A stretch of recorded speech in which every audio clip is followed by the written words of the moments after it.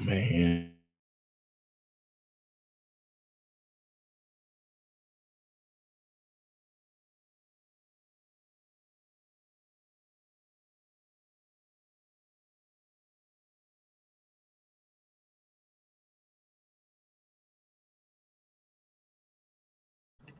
Welcome to another edition of the Aaron O Show. Thursday night is officially the Eat a Man takeover. So I want you guys to give a warm welcome to the host himself. I forgot where he's from. I think he's from somewhere in the South, one of them southern states, southern areas, you know that. But let's give a round of applause to the host, Eat a Man himself. Oh, that's not the right sound. My bad. What's up, brother? How you doing today? My bad, man. This stuff be tripping, man. Let's get the right sounds. There we go. Yeah. Get the right sounds going on around here, brother. My apologies. The sounds be a little off sometimes. They be on they have a mind of their own. Welcome to the Eat a Man Takeover. First, let me make sure we acknowledge the sponsor of the last show, Mr. Marcellus Davis. We appreciate your family. Thank you so much for being a constant supporter of the show. It means a lot to me. As I'm sure it means to a lot of other people as well, that these shows continue to keep rocking, and you are one of the biggest supporters in the space. We appreciate you. E, what's going on, brother? How you feeling? Pretty good, man. I had an eventful day, had some interesting characters challenge my integrity today. So it was definitely a good day, though. It was a good day. It definitely was something fun. So you had to fire somebody? When you say integrity, the first thing I'm thinking is you fired. That's like you about to fire somebody. Yeah, I did fire somebody, but that was the easy part. I'm the type of person that I'm quick to fire, slow to hire. I know a lot of people it's not that way, but hold on, stop the presses. They said it is my guy's birthday. What? Okay, Marcellus. Shout out to you, brother. Happy birthday. Many more. So you can get the gray hairs coming in like your boy. Make sure you got some water for the show. Happy birthday, brother. Man, that's dope. I don't know what your sign is because I don't really know no other signs outside of what my sign is. But I don't do the signs. I did a whole episode about that, so no sign thing with me. But shout out to my brother Marcellus. Happy birthday, fam. I'm sorry I had to stop the presses. That's my guy. I had to stop the presses. I got you. Yeah, but nah, man, it's just you fire some people, you let some people go. I actually like firing people because you like. Wait, you firing regular folk or you firing pole folk? What kind of folk you firing? Well, they most people that work for me make really good money.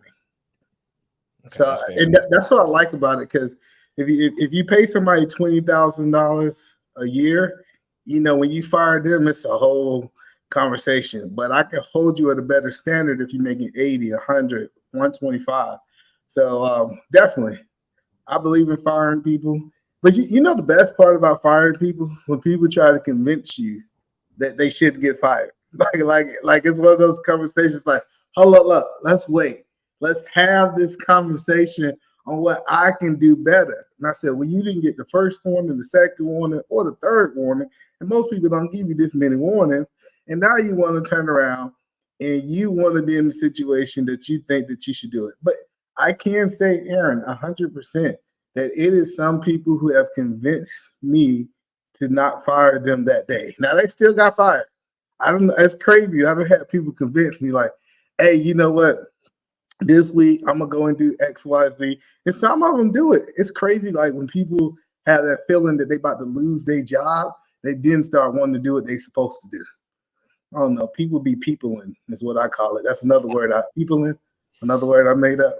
Yeah, you Southerners. Let me make sure I shout out my brother Ricky. My brother Ricky Webster sent the cash in ASAP and said support as always. So shout out to Ricky Webster, my brother. I appreciate you. And of course, my boy Peter the Investor holding me down as always. Shout out to you. He said make sure the water fund is fully loaded. Either man, where your water at, brother? Don't get kicked off the show. It's coming. I got my wife. It best be here real soon. So, hey, I have fun fact. I have never had a person quit for me. I have never. I wouldn't quit either. I done spent enough time with you where, like, first of all, you probably ain't gonna have to fire me, but just in case, no, I'm not quitting. No, I know my rights. You're gonna have to fire me. You're gonna have to fire me. If you talk to my employees, most of my employees, my biggest goal when somebody become one of my employees, to make sure that they make more money than they ever made in their life. That's my one goal. Like, my one goal is, I asked them, I said, hey, in like orientation, I said, what's the most money you ever made in a month? What's the most money you ever made in a year? And my goal, that, like, I don't sleep until I find out, trying to help them make that more than what they ever made. And I usually double it. I had this one girl, she came in, I think she's making like close to, 2,000-3,000 a week. And she's just never seen that type of money. Now, is she wise? Now, that's a whole nother stream for another day on do women spend money correctly. But we ain't gonna get into that tonight because we got some other stuff. Leave the ladies alone. They already mad from previous shows, other shows. Don't you bother these ladies now. They learning how to figure it out, how to manage this money, okay? And they taking over. The future is female. You've seen all the commercials and everything. So be careful.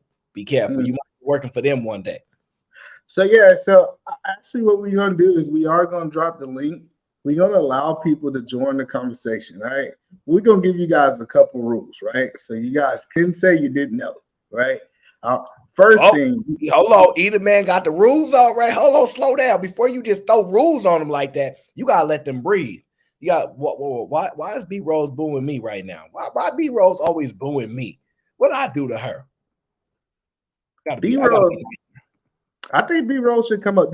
Matter of fact, B Rose, I will strongly recommend you come to this show. Like, this is gonna be a great show for you to call in. But I want to give you guys some rules before you hit this link, right? So you don't be like Emmanuel trying to blindside me. You don't feel like I'm firing you from the live stream, since we already talked about getting fired. Well, I want you to get fired from the live stream. Don't get fired on your day off, right? The first thing is, if we're playing a video, rule number one, if we're playing the video, please be quiet. Let the video play. Let us actually see where they're coming from before you come back and try to rebuttal, right? So if you don't want to get pulled down, I'm not saying that you won't be able to be brought back up, but let's let the video play. Let's leave. Granville, it's E-Man show. Why you want to kick him? Granville, we'll end the show right now. Matter of fact, cash out Aaron 2,000. We'll end it right now. We won't even have a Thursday night. $2,000. Listen, we will. That's more than I charge. I only charge 1,000 to end my show. You double it. $2,000. Aaron, just send me a case of water. I'll be happy with it. I get a case of water because you see my wife had to go get some more water. I said I get a case of water. And on top of me getting a case of water, Aaron, he can rest up until Friday, which is tomorrow. So he just get a couple extra hours of sleep. But yeah, you want to kick me out? Let's do 2,000. 2,000, especially tonight. I worked too hard tonight to not be on this show tonight. So 2,000. And you know what we're going to do, Granville? We'll run it back next week. Same show, same title. Nah. So yeah, man, no. So let me ask you a question. I know that you really don't say that you're for or against marriage. Do you believe that, kind of want to get a guideline of where you at? Do you believe that irreconcilable differences is acceptable for divorce? You want to jump right into that? Like think about this before you ask this question? Because mind you, I'm not the smartest person in the world, but I'm rather thoughtful. So I do think about things before I go crazy. I'm glad you said that. I'm glad you said that. Hold that thought. I want you to hold. The reason I want you to hold that thought. Hold on. Kazi's mad. Kazi said last week it was 175. How your prices get that high in 1 week? That's what they want to know. I got you. Yesterday's prices is not today's prices. You know what I'm saying? Let me tell y'all this again. Just because you got it for yesterday's price, you should have got rid of me. I gave y'all a chance. Y'all should have a couple weeks ago just kicked me off 2-3 weeks in a row. I might wouldn't have came back. I might strongly wouldn't have came back. Shout out Security Boss. Appreciate you. She said that. Hold on. Security boss is over there using her influencer marketing skills right now. You know, they're like, she ain't about to get that one right past me like that. Nah. She says, eat a man for the king of Fight Club. First of all, I don't believe either man is a made member of the family yet. I don't think he has a membership. So I don't think he qualifies just yet. So he got a little bit of time to get his name in the vote in the voting books, though. I'm coming in like Donald Trump. See, I wasn't even a candidate, but if I get enough voters, if I get enough people behind me, like security boss, I think I could be the king of Fight Club. Definitely, 100%, 10 times fold. So yeah. Oh, I can't wait to roll that out, man. I'm so excited. The king of Fight Club. But yeah, so I think I'd have been in the most fights on Fight Club. You definitely could go there. Like we would go from the fight point. As the king, you won't fight that much. I tell you that now. You won't be fighting that much as the king. All right.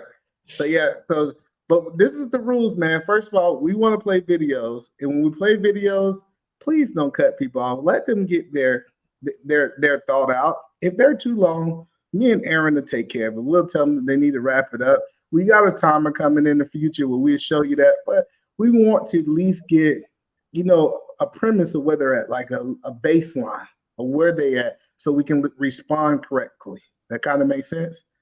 So that's only 2 rules. I'm not saying that you got to do anything else. We just want to hit a video so everybody can kind of understand where we at and let people make their point. But we're going to talk a little bit about marriages and divorces today, and I'm pretty excited about that. Definitely. So hopefully my whole goal of this stream is at the end of this that I can get Aaron to drop down on one knee and say, hey, such and such, will you marry me? Because marriage is so valuable. And I'm going to show him tonight on what is some of the key elements to have in your marriage if you ever decide to get married. Many have tried, all have failed. All right, so cool. So we got Granville. We're gonna add Granville to the show. Hello, brother. How you doing today? Oh, you know what I found out too, right? That the monetization after 2 hours, if you don't curse too much within the first 2 hours, they don't tend to affect your monetization after the 2 hour mark. Just want to let you know that. All right, so don't curse. Okay, so no cursing. Okay, I'm gonna try. Aaron, don't start. I'm gonna try the 2 hour rule. Right. Let's practice early, see if it works. Oh, yeah, it works. I just wanted to make sure if we need to get rid of man. Oh, that's what we're doing now, huh? No, so man, you want to play those games? No, we can play those games, but I'm gonna let you have your show. I'm gonna jump down because I really don't have anything to add in to nice, pleasant shows like this. I'd rather watch and understand what people say when you're dealing with shows like this. But number one, you'll never become king of Fight Club. You ain't got that dog in you. Number two, you have you're no a idea. Falcons fan. You're a Falcons fan. And number 3, we don't want to hear it because I'm king on Thursday night of the Aaron O Show. How about that? We know I got king over here, and we want to play those games. Wait, Aaron. So E-Man's double tonight, like you, right? E-Man's double, right? First of all, hey, look, I don't know what you mean double like me. First of all, well, you can't. Okay, so if I'm not mistaken, I can't kick you off the Aaron O Show, right, Aaron? No. I charge $1,000. Yeah, you charge $1,000. So, E-Man, are you charging $1,000 to get you kicked off the show? Ain't no way kicking me off. I know you had that bad internet out there in the boonies out there in New Orleans. It's $2,000 to get rid of me tonight. Sir. You don't even live. Look. You calling me boonies, but you don't even live in your home state. I don't want to hear nothing from you. That's you're a turncoat. You're a turncoat. You're excommunicated. Look, you got to live in your home state. If you want to talk about somebody's state, you got to at least live in it. No, where you don't. was born. See, you need to. You gotta live where you was born if you want to talk trash. True, Granville. So don't start this. See, the point of what I'm telling you, Granville, because you're already trying to cut me off, Granville. The best thing you can do is to get away from your home state. it is proven the people who get away from the people that they grew up with, they accomplish 10 times more. They become a lot greater. It's this saying that I don't know if you believe in it or not. You cannot be a prophet in your own land. And so you should get away from your home. Those people actually accomplish more. What do you guys say to that, Granville, before we start cooking tonight? Now I get why you do Thursday nights on Aaron's panel instead of yours. You get away from your home state because it needs to be better over here. So you get away, you prophesize over here. I got it. E-Man, I'm going to make your life miserable for dropping me the next 2 weeks. Y'all have a good night. Y'all have a good show. I'll be in the clouds. E-Man, this is War. All right. That's what I like. I love war. So I was trying to make at least one of those guys mad because we make sure you support the Aaron Show tonight and give out some of those super chats and some of those cash apps and different things like that. But nah, real talk, I love that guy. That guy is definitely one of the funniest people. If we was at one of the comedians of Fight Club, I think Granville will definitely be nominated at the least. What you think, Aaron? Yeah, listen, Granville is my brother. Everybody around me are winners. I don't know nothing else but that answer that way. That's all I know. I got it. So yeah, so this first thing when we start looking into it, first of all, so your stance is, so I know you really kind of never said your stance. So when we start talking about marriage, do you believe that men should be getting married in 2021? I've given one stance in particular. I don't think you should be boyfriend and girlfriend at 60 years old. That's weird to me. I'm gonna just that blatantly clear. If I see somebody 60, this my girlfriend, that's weird. I'm straight up 100 with you. That is weird to me. You can't be 65, 70 years old, talk about this my girlfriend or this my boyfriend. That's weird to me. So at that age, that's wild crazy. But in between time, I think it gets very murky and very complicated. Granville says we support Either Man Williams. Don't let Granville get gang. I'm gonna warn you now. He gonna throw that nice little handshake. Hey, nice to meet you. And when he see you on the back streets. I know. I already see. It's okay. I know I'm in a safe place today, but Friday, Saturday, Sunday, the war actually began. But I really enjoyed. I enjoyed talking to him. He gave me some good tips. I'm gonna be out in New Orleans, and he gave me some good tips. So shout out to Granville. I ain't got no problems with him. Definitely, he know his city. Let me say that. He definitely know that. But yeah, so you said that cool. You saying that it's all right for you to be in these streets when you're young. But once you turn about 55, 60, you start looking real strange when you at the club with the 20-year-olds talking about, come here, young blood, let me teach you something on how to play. Us used to do it back in 1945. Yeah, that's weird too. I don't want to see no old man talk about this my girlfriend. That's weird to me. I swear. Maybe I evolved to where I can understand it better, but right now I just don't understand it. I can't. So back in Georgia, they never said girlfriend. This is what they used to say, old right? Lady. This is my old lady. Yeah, they were like, hey, check this out. This is my old lady. You know what I'm saying? This, that, and third. And a lot of women I think women are willing to accept it more when they get older than when they're younger. I think women okay with the girlfriend dating type stuff because at this point, they just happy to be in the same bed with a man. So that's consistently at that point. So I do think that as they get older, they do accept being the old lady title. You see a whole bunch of old lady titles. You see a whole bunch of just women is willing to lower their standard as they age. So let me ask you this question. Do you believe that women lower their standard as they age? That's a complicated question. I would say women actually raise their standard to a certain degree until they hit a point where they like, I might have to reevaluate this. So I'm going to this is arbitrary, but based upon lots and lots of hours of hearing a lot of this stuff, and I mean a lot of it, and just perception of reality, right around somewhere between the 30s to the late 40s, maybe even early 50s, women have higher standards. So I would say there's couple components there, right? If a woman is successful, her standards will increase as well. She will not lower those standards, right? After a point, she's going to be like, this ain't working. I'm just going to have to start giving people a chance. And I would say that probably will start to happen somewhere right around when they hit about 50. Because I think, you know how they have the midlife crisis is like 20, I don't know, 25, 30, whatever for people. I think the next crisis happens when you see that 50 mark where you just go, even though I'm a corporate exec, this ain't working. So I think that 50 mark really make them wake up and they start to reassess their expectations of what a man should have. But I think prior to that, if they're excelling in their careers in the ages 30 going to 50, no, their standards actually increase.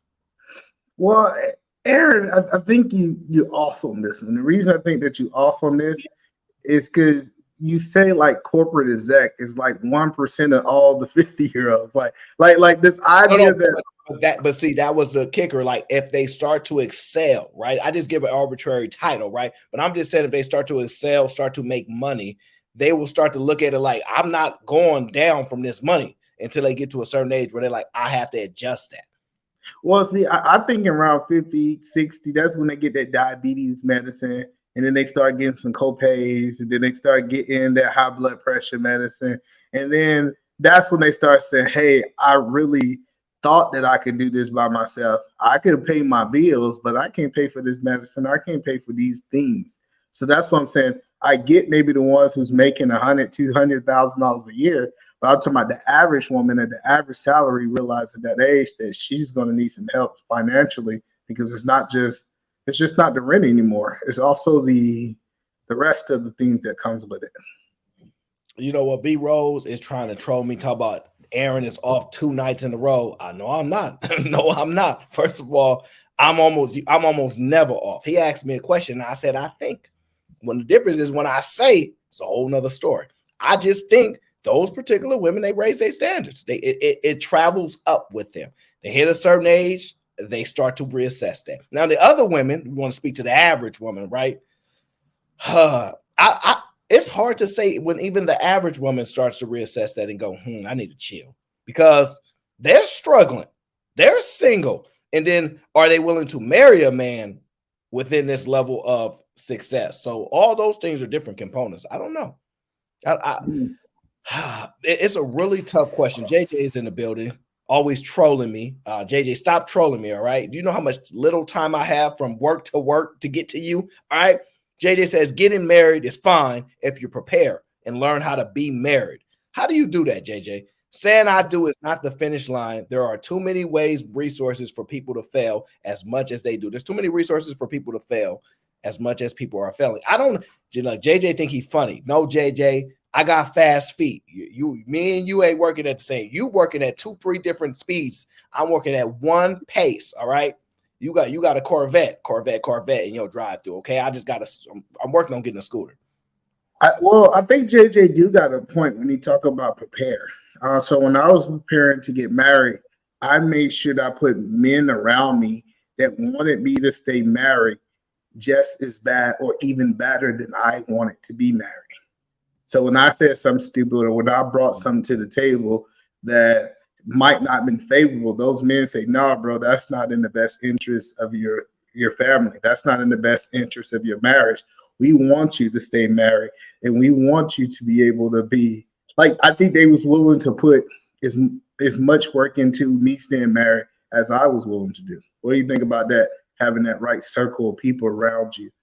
All right, so first I'm gonna say it could just be me, but it sounds like your audio is a little choppy and possibly breaking up a little bit. So we want to look into that best you can. But I did hear the bits and pieces of it. Yes, I think that's a good idea to try to get around people that you see have a level of success, people that you probably say, oh, that you might want to mirror some things around. But most people don't tend to have access to those people. So I can understand, right? If your parents were married or your grandparents were married or things like that, I could see it. But most people don't really have access to those type of people because, in my opinion, married people, that's a sacred society. They don't want to be around these single folks that much. They willing to meet with y'all and have conversations if you go out and seek it. But what I've been noticing is they smart. They know stay away from single folks because single folks mess up life. They start speaking a little too much, trying to get their opinion and they marry. Like, no, stay away from them single folks. So I don't know if people have that much access to those type of people because I think most people don't see it. And the people that do see marriage, whatever the negative parts of it, meaning if they see a negative marriage, that will impact them. And if they see a positive one, they'll tend to want to get married. So when you see people even on panels, they'll say, my parents are married, they've been married such and such, I want to get married. And then you see people that like, my parents ain't never been married, I ain't really tripping like that. So I think those direct influences play a big part. But finding those resources, I don't know, because you asking for people that are not resourceful to be resourceful. That's a good perspective, because when I decided to get married, the first person I went to is a man that had been married for 30 years. And, when I asked him to be transparent, I think he wanted to make sure that I was serious about getting married too. Is my audio still bad, or is you saying that it's better now? Yeah, I think your audio is trash. I'm gonna ask the audience just how trash it is or not. Could just be me. I think your speaker is trash, because the audience saying that they hear me perfectly. Oh, so okay, it might be me. Somebody said it's in and out. Give me 1 second. Let me see. It's good. Yeah, they saying it's good. Y'all might gotta upgrade y'all speakers. Hold on, let me see real quick.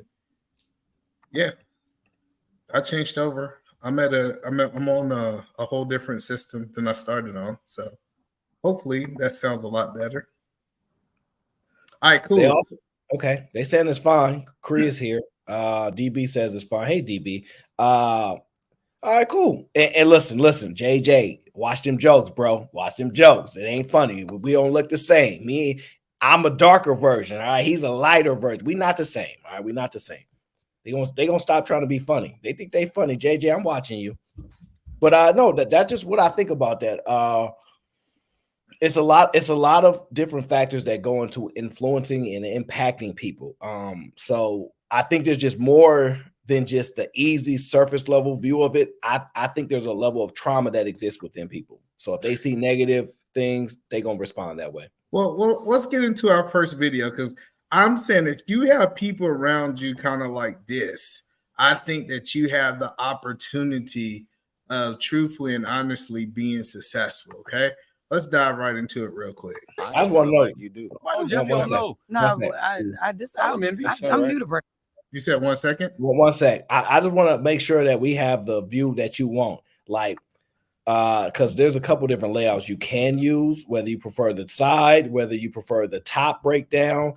I like the side. You like the side breakdown? Okay. Yeah, that's perfect. All right, good. Cool. Go ahead.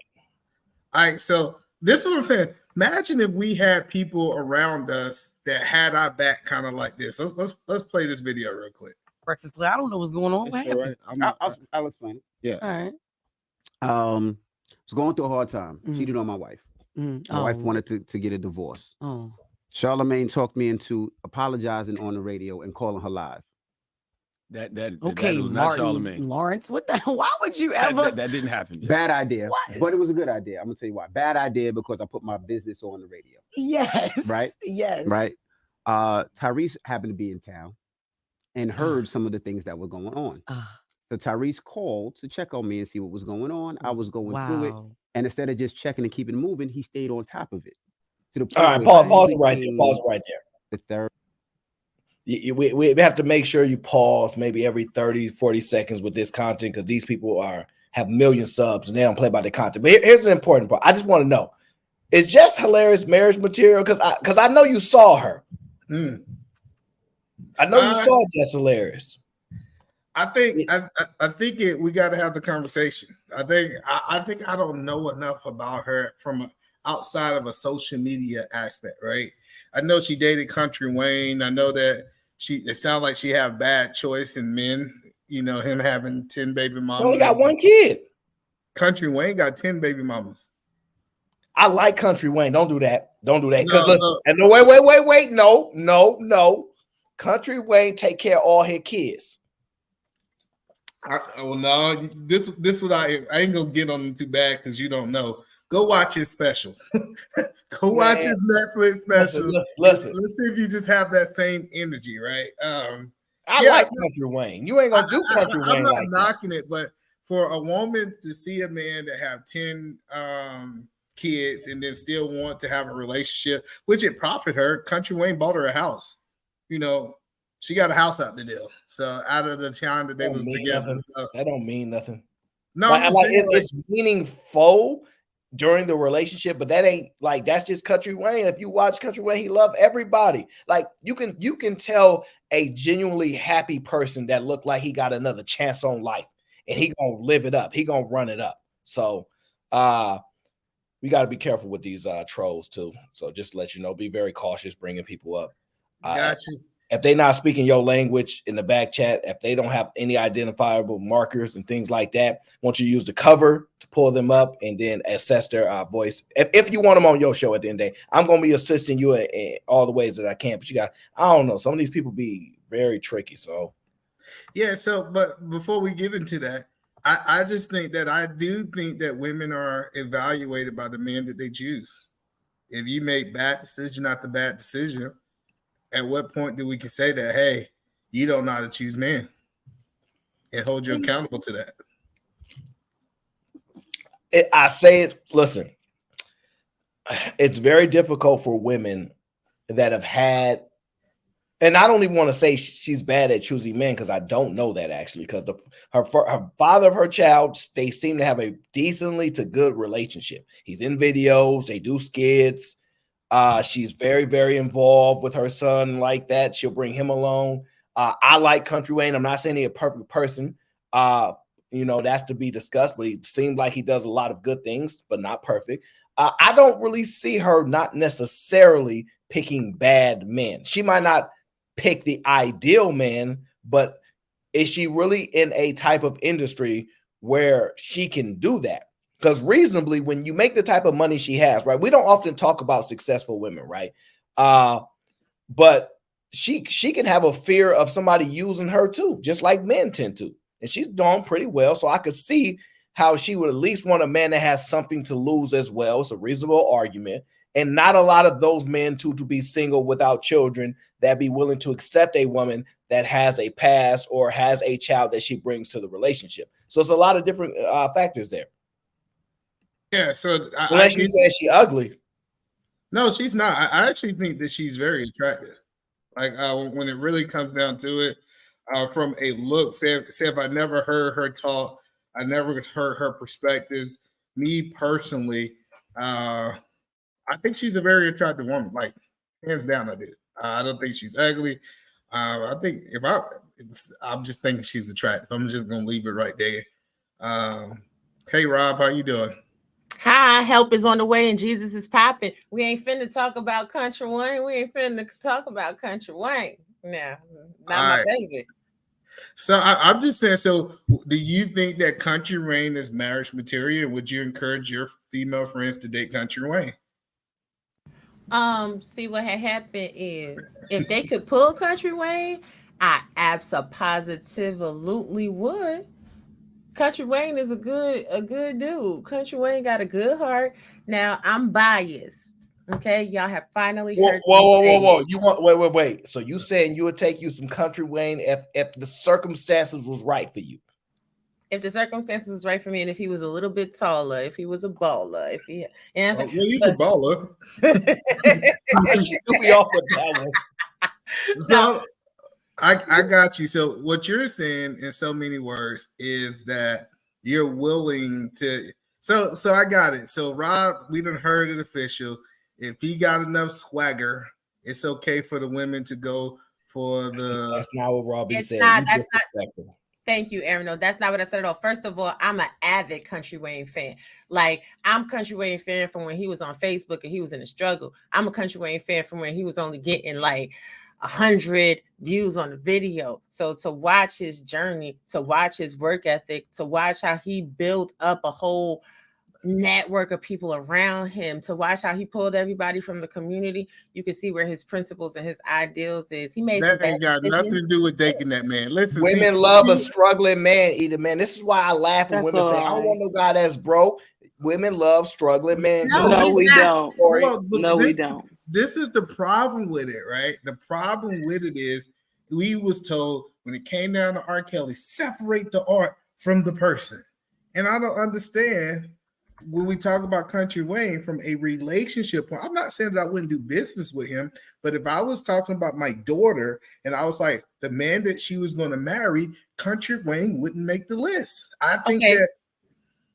So let's get down to brass tacks. What are the morals and principles that you require for a man that will date or marry your daughter? First of all, he got to be a God-fearing man. Mm-hmm. He got to believe in God. Mm-hmm. Country Wayne do. Mm-hmm. I know. Because he got a great special, by the way. I think everybody should watch it. The second thing so you talking about for my daughters, right? Mm-hmm. So the second thing is that he have to be willing to accept monogamy. Mm-hmm. The next thing that I'm looking for is that he's able to lead her, direct her, be able to provide for her. And I think that he has to be emotionally intelligent, you know? Mm-hmm. So there's just a couple things. I got a long list, but okay, for time purposes. Now, Country Wayne is God-fearing. Mm-hmm. He do believe in monogamy. Mm-hmm. He know how to lead. He's led Not according to his special. He said he don't want no monogamy. He said he want to have multiple women. That's what he just said. Judge is special. That's art.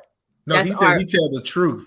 He said that. He said, I'm telling y'all right now, when he was talking about Pastor Williams, I ain't gonna tell y'all the whole skit, but he said he's telling the truth in this special, 100%. Okay.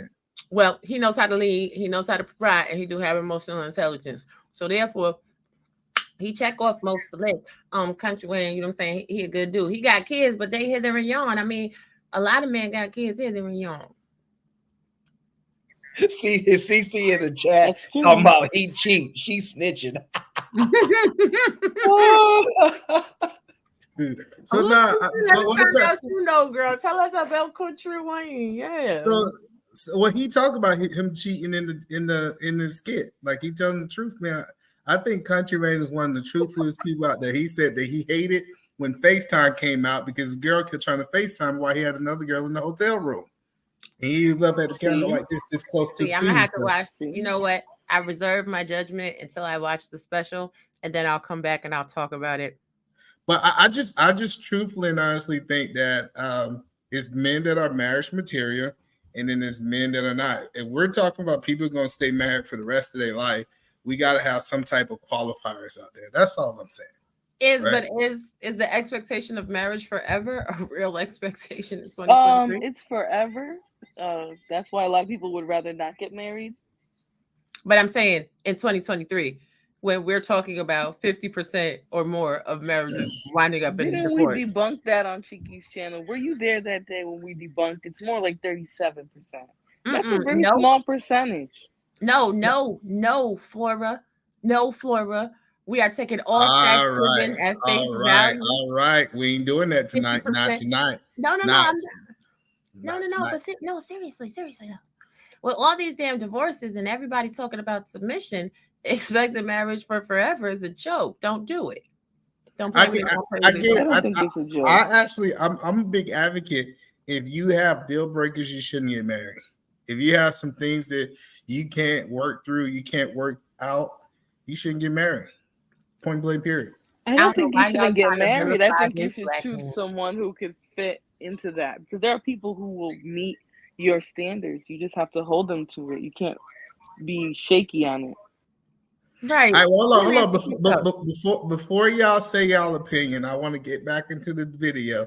I want to go a little bit deeper. Because first of all, from married men point of view, if you're going to get married, you need to have the right people around you. And we had this man was excellent to what he did in DJ Envy's marriage. So I want to play the video real quick so we can get to it. So give me 1 second. I hope Angry Man comes over here too, so we can entertain you today. All right. Angry Man being polite. I know. 1 second. Here we go. Purpose. Yeah. The mediator. Right. The person in between. Right. The reason that you are with your wife today. Right. Still. Part of that reason. Correct. Yeah. Absolutely. So he was in there being that person in the middle of it. So he was the one where he was explaining and talking, because sometimes during those type of situations. Imagine that. Imagine somebody getting out of their own way, getting out of say, hey, you know what? I see that your marriage needs a mediator. It needs someone to help you guys work through this issue to make it to the other side. Just imagine that from a man's point of view, someone cares more about your marriage than you might care at that time. Do y'all think that that's healthy for people to be able to have those type people around them? Do you even think that marriages can recover from that type of betrayal, though? Absolutely. Happens all the time. More than you think. Okay. More than you think. So, let me see let's ask Rob that question. Rob, do you believe that marriages can recover from that type of betrayal? That's a great question for Rob. Nope. They never do. I don't think they can. Aaron, do you believe that marriages can recover from maybe that type of betrayal in their words? Be honest too, from both sides. In my humble opinion, it's extremely difficult. I will say that the odds are very low. This is what I think. You have to be an extraordinary man to overcompensate for that, because in general, women view men a certain way, right? If you're a good character guy, you conduct yourself well-spoken, principled, a woman view you that way, and she gives you extra respect than she would give somebody else. The second you alter or change the way she sees you, same thing a woman can do to a man, it's almost like she'll never see you the same again. And so it's very you asked me, let me finish my 27 seconds. Aaron. It's very, very difficult to get past that. It's possible, but it's very unlikely. So I think if a person's a believer, it's easier for them to get past than a person who don't believe in God. I would have agreed with you if you didn't say easiest. Okay, cool. Because here's the thing: if you were a believer, let me land. I got you. Let me land. So cool. So if I have a relationship with God and I understand all the things that I have done and God have forgave me for those things, right? And then I look at it as giving that person that same grace, I can see how I can be able to work through that situation. But if I don't have that relationship with God and I don't feel that He have forgave me, I can see how I wouldn't be able to forgive others. Mm-hmm. But this is the thing, right? If you had that type of relationship with God, you wouldn't disrespect or violate your marriage vows, number one. Number two, you could forgive somebody, right? But you ever broke a glass? Break a glass to try to glue it together. You may get the shape right, but it's never going to be the same. Matter of fact, Aaron, can you share the clip I just sent you? Oh, hold on one second. No, it's just to elucidate the point. It's not to derail your show. It's just to elucidate the point. We ain't sharing no clips right now. No. Huh? Go ahead. Can I just add to what Aaron said too? It's like, as a woman, especially if you're the type of woman who wants a man to lead you, you do look at them a certain way. You do, and when they cheat and when they violate this union, you're gonna start to look at them differently, and that's where Robbie, the respect is gone. The clip to Eat Man. He can play it. Eat Man being real stink. Okay, Eat Man, I'm gonna play it. I'm gonna send it to you and play the clip, please, because it elucidates the points. Shout out to Kevin Gates. Y'all know I love me some Kevin Gates. I just. Mm-hmm. All right, so back what we were saying before she started talking about Kevin Gates. I do believe that if two people are mature enough, right? If two people are kind of mature enough, I think they can move past these things, right? Because we understand that the one thing that I think that we don't talk about in marriage enough is that I can promise you, if you with someone from 40 to 50 years, they're going to hurt you in some kind of capacity. Nobody's perfect. I can tell you this right here. No one's perfect. And I have talked to couple after couples who've been married for 40, 50, 60 years. At some point in time, it was some type of betrayal. It was some type of something that hurt. I knew that going into my marriage. So when I was going into my marriage, my pastor was telling me, it's like, hey man, it's not going to always be this, but you gotta be willing to work through it. He didn't tell me that I was going to make it through it, or there's a guarantee that it was going to be right. But I had to be willing to be open to get help if we needed help in our marriage, because neither one of us perfect. And so when I make these statements that I believe that me and my wife will be together forever, I strongly believe that we can work through anything. We can find a way to work through it and find out what's the problem and fix it, because that's the problem. Most people don't stay long enough to be able to work through it. So if somebody was frying her chicken, you still gonna eat at her table? I believe I don't know if I could do that at that moment, but I believe that I can forgive her for everything that she does. Everything. I don't think it's nothing too big that I can find a way to work through it. Is I'm saying that I'm not going to be hurt? Is I'm saying that I'm not going to be damaged? Is I'm saying that I'm not going to be? It's going to take me time to get over those things. I think all those things are 100% right. It's going to take those times, but I'm willing to put in the work. It's not too many people willing to put in the work, and marriage is work. So absolutely, I can work through anything. Well, this is actually a really good point, Eda, man. Let me read what Day said, and then actually I want to expound on it because this is a good question. Day says, why do we always say when the man screws up, he's unforgivable? But when a woman falls short, men should try to understand her. So it's not that I agree. Women don't engage in infidelity, just FYI. Okay, thank you. So what I take from that is this, and I dove a little bit deeper.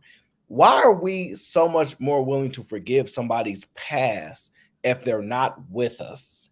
But we're not in a forgiving type of person if they are on a journey with us. I always think that's really interesting, right? Whatever you did before me, I ain't even tripping. But if you get with me, we gonna have problems. I can't make mistakes while with you, but all the mistakes I made before, as long as I wasn't with you, you can kind of understand and get around. It's actually a really interesting dynamic that I don't think we explore enough. So this is the thing, right? First of all, Day, anybody that chooses to betray someone, male or female, in a relationship is an absolute total piece of rock gut trash. Why we can forgive people for the things that they've done before they've gotten into a relationship with us is because there was no ties. There was no expectation of loyalty, fealty. There was no understanding of who you are as a person. Once you understand who I am as a person, and I understand who you are as a person, if I treasure you and I value you, and I know that certain things are going to hurt you and they're deal breakers for you, I would never do it because you would mean too much. If you do those things and you know how someone will be affected by it, it's showing that you have absolute lack of care. No, I get what you're saying, but say, for example, you had a conversation. So this is what I tell men to be honest, right? If you have a conversation with a woman and say, hey, is it any deal breakers? This is a question I asked my wife. Is there any reason that you could see yourself leaving me for something that I did, right? And if she told me no, she said, we can work through everything. Everything. If she would have said, if you do this, that, and the third, I would have disqualified her from being my wife. So when you said that we had deal breakers, we didn't have no deal breakers because we had already made it clear that we're going to try to work on it no matter how bad it is, because most of the things hurt right now. But even the people who left for whatever reasons, like infidelity, because that's one of the things that y'all said, those people, if you ask them, could y'all guys work through that? And most of them say yes. Most of the people that I have asked, they say, yeah, we could have worked for it. We just needed counseling. We need to understand what happened and find ways to put safety measures in it so that it wouldn't happen again. But I'm going to play Rob's video real quick. Let me see real quick. I'm going to play her video real quick so she can add this to the conversation. Y'all guys see the video? No. You said no? No, we don't see anything. Not yet. Not yet. I was always raised when you come to somebody's house, you always bring a present. All right, hold on 1 second. You got it? All right. Yes. Yeah. Some people you can't talk to. Once I feel the energy, I give everyone a chance. But once you come at me left, then my perception of you has changed for life. Because you didn't have to do what you did me. And you know I'm 100. But you did that for whatever reasons that you did that for. That's on you and your karma and whatever. But once you show me that you're not 100, you know, after that, man, it ain't nothing. I'll speak. If you speak first, yeah, how you doing? You know, after that, it's nothing. I think that's a recipe for divorce. You know what? What I heard from that is something actually the way that I think, right? But I challenge my thinking all the time. I'm like, man, maybe I think like that because I'm a little bit younger. Like it's so unique how unforgiving people are. Like, just in general, we understand how difficult life is, the journey. We understand humans' feelings, behavior. Every day people die, like there's just so many things that exist in life. And the way that we're willing to hold on to something that somebody has done and punish them to kind of like perpetuity is always amazing to me. And I know it's hard, right? Because the way you're brought up, loyalty is everything, and it's big with me. But I find myself always saying, why am I so stringent that way? I will ignore you like you never existed for the rest of your life. And I'm like, I don't know if that's a good thing or a bad thing, or if I need to evolve into something greater, because I am very amazed at some of the most unforgiving people on this planet, where you find out they've been through something. This person has taken multiple family members away, and they go to the judge and say, Judge, I want them to be released. I don't hold anything in my heart no more. I've forgiven them. And most of us go, nah, put them in the chair, turn that.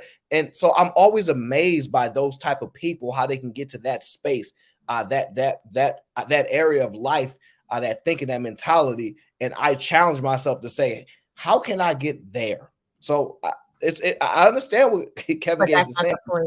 That's not the point of what I wanted to share. It's not about your point. Well, this is me breaking. It's not that point. You make your point next. I'm telling you about how stringent we are when it comes to people violating something that we care about, whatever the case is, and how we are just some very unforgiving people. That's just where my mind goes. You can explain your point. I'm sorry. Aaron, let me send you a couple $2 for some water. Now, I know people been getting on your nerve, baby, but you don't got to do me like that. I didn't do nothing to you. You better stop. Before you make your point, let's read some of these super chats, because we appreciate people supporting the show. So, Robbie. Much love, Aaron, Robbie, and Either Man from LeGarrette, $4.99. Thank you, love. Day with the $9.99. Robbie, men have deal breakers and women break them all the time. Example, disrespecting him, doing thought behavior, etc. But why is it men can't hold that against her? I'll answer you after we finish reading the super chats.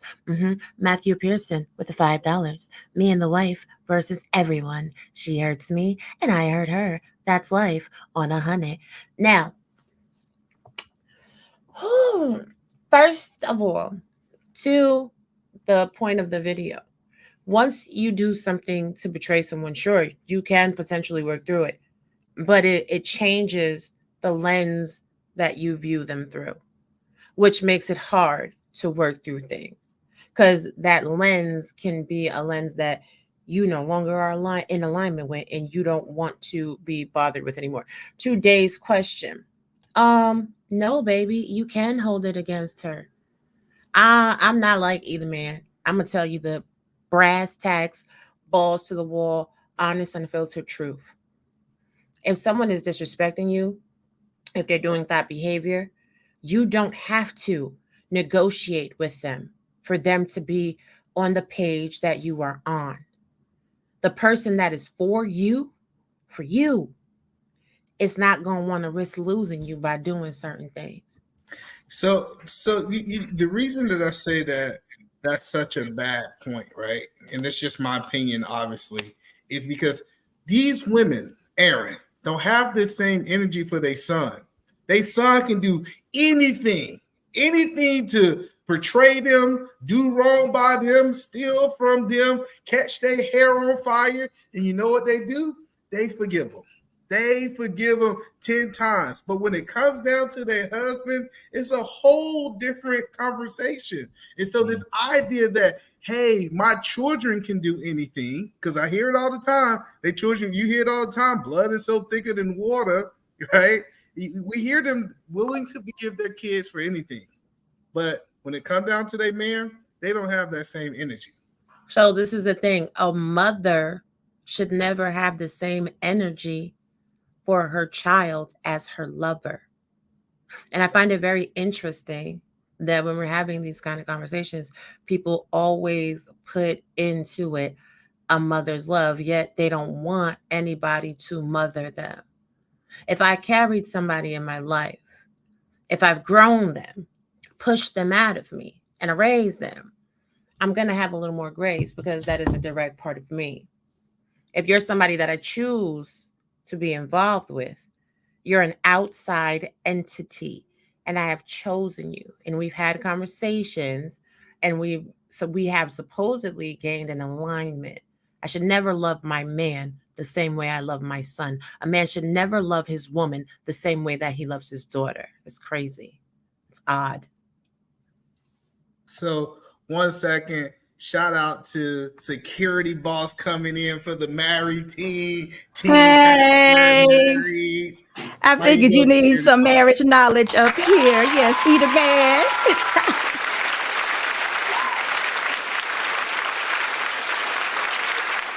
Well, I appreciate you actually coming back because I feel like I shouldn't have the person that I have the most grace for is my wife. I have more grace for my wife than my kids because me and this woman have chosen to, we really have chosen to live life forever together, right? And so I understand it's impossible for her to be perfect for 50 years, and it's impossible for me. Now, that don't give us excuses, security bosses, for us to do stupid stuff. I'm not saying that this should give you a hall pass to do these things, but if we're going to grow together, I look at me and my wife been married for 5 years. The problems we had in year 1 versus what we're going through in year 5 is completely apples and oranges. And I think we just had to work through it because we're becoming one, and we're becoming one more. So I know you kind of heard the conversation a little bit, security boss. You know, I'm pro-marriage. I'm pro-marriage forever. I don't think it's a reason to leave. I think you might need help, and you got to find ways to work through those things. So what did you want to add so far to the conversation, security boss? I totally agree with you. But I must say, when we first got started, we put in these little crazy deal breakers too. I mean, we said things, but of course it didn't mean anything. But, you know, you always, you never know. So you want things to work out.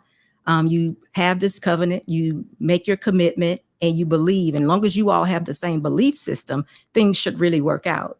And I'm fortunate that things have worked out. And I think that's exactly what you're saying. I think what we're seeing is that maybe they don't have that type of foundation where things can withstand all different type of things. And you already know the scriptures have given them ways to get out of marriage. 2 different ways that you can actually excuse yourself from marriage. And some may say other reasons why, but for me, marriage is for life too, because that was the vow that I actually took. So I'm here with you. I agree with you. But again, we're talking to women and men that may be single, and it's very hard to see what we're talking about being a single person. It actually takes that transition to becoming married and that mindset to change, to actually think that this person supersedes everything besides God. Who can actually do that? That's a big deal. Security boss, I have a question for you. If you cheated on if your husband cheated on you, would you stay with him? I absolutely would. But I was been blessed. My husband has not cheated on me. But in the beginning, Robbie, that was one of our so-called deal breakers, if that were to happen.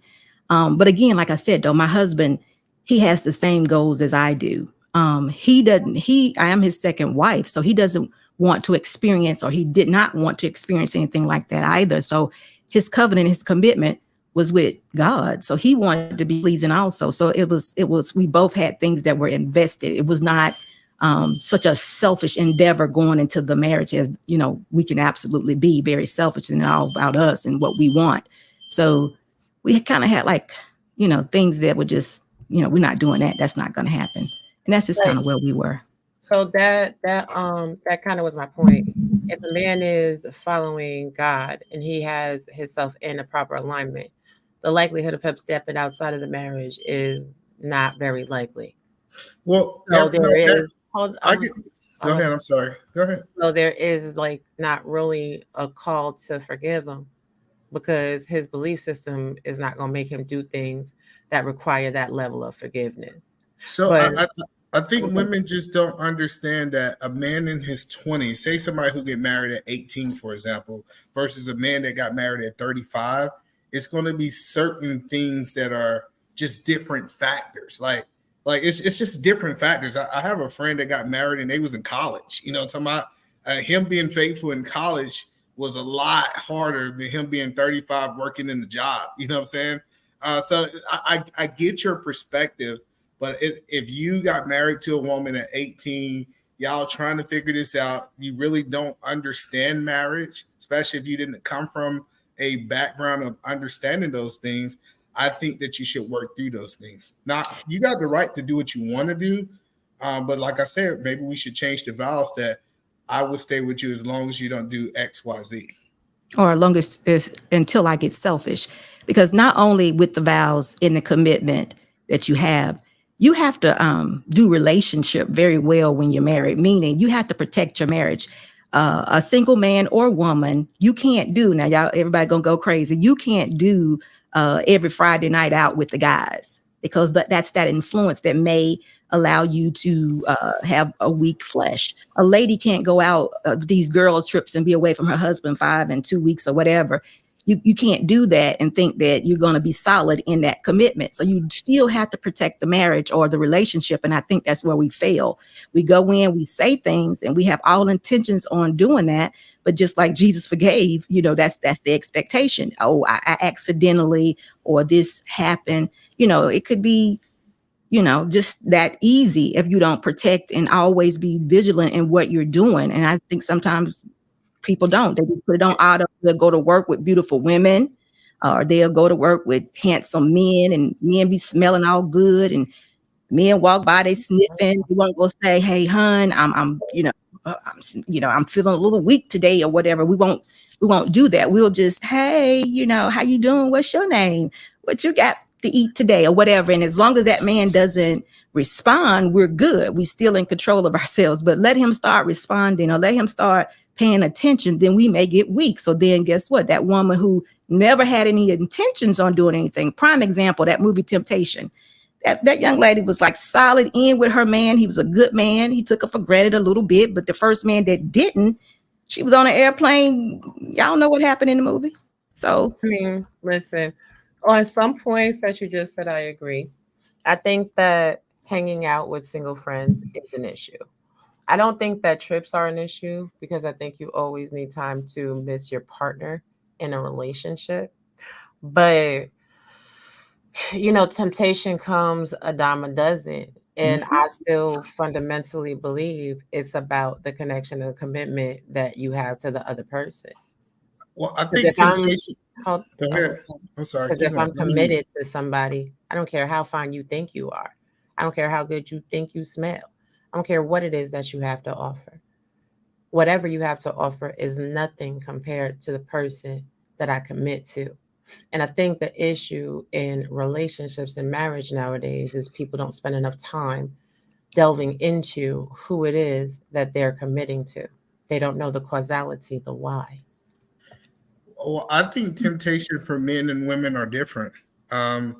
I have a friend that me and him was having this conversation, and when he told me that he cheated on his wife, they wasn't having sex. That's what it really came down to.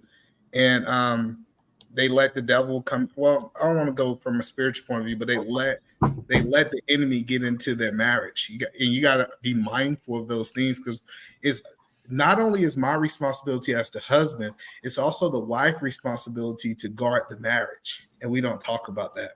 But I want to ask all of you guys this conversation, because what I'm talking about, and we're going to get back to the video, is having the right men around you. I can speak from the men. I'll let security speak from the women's point of view.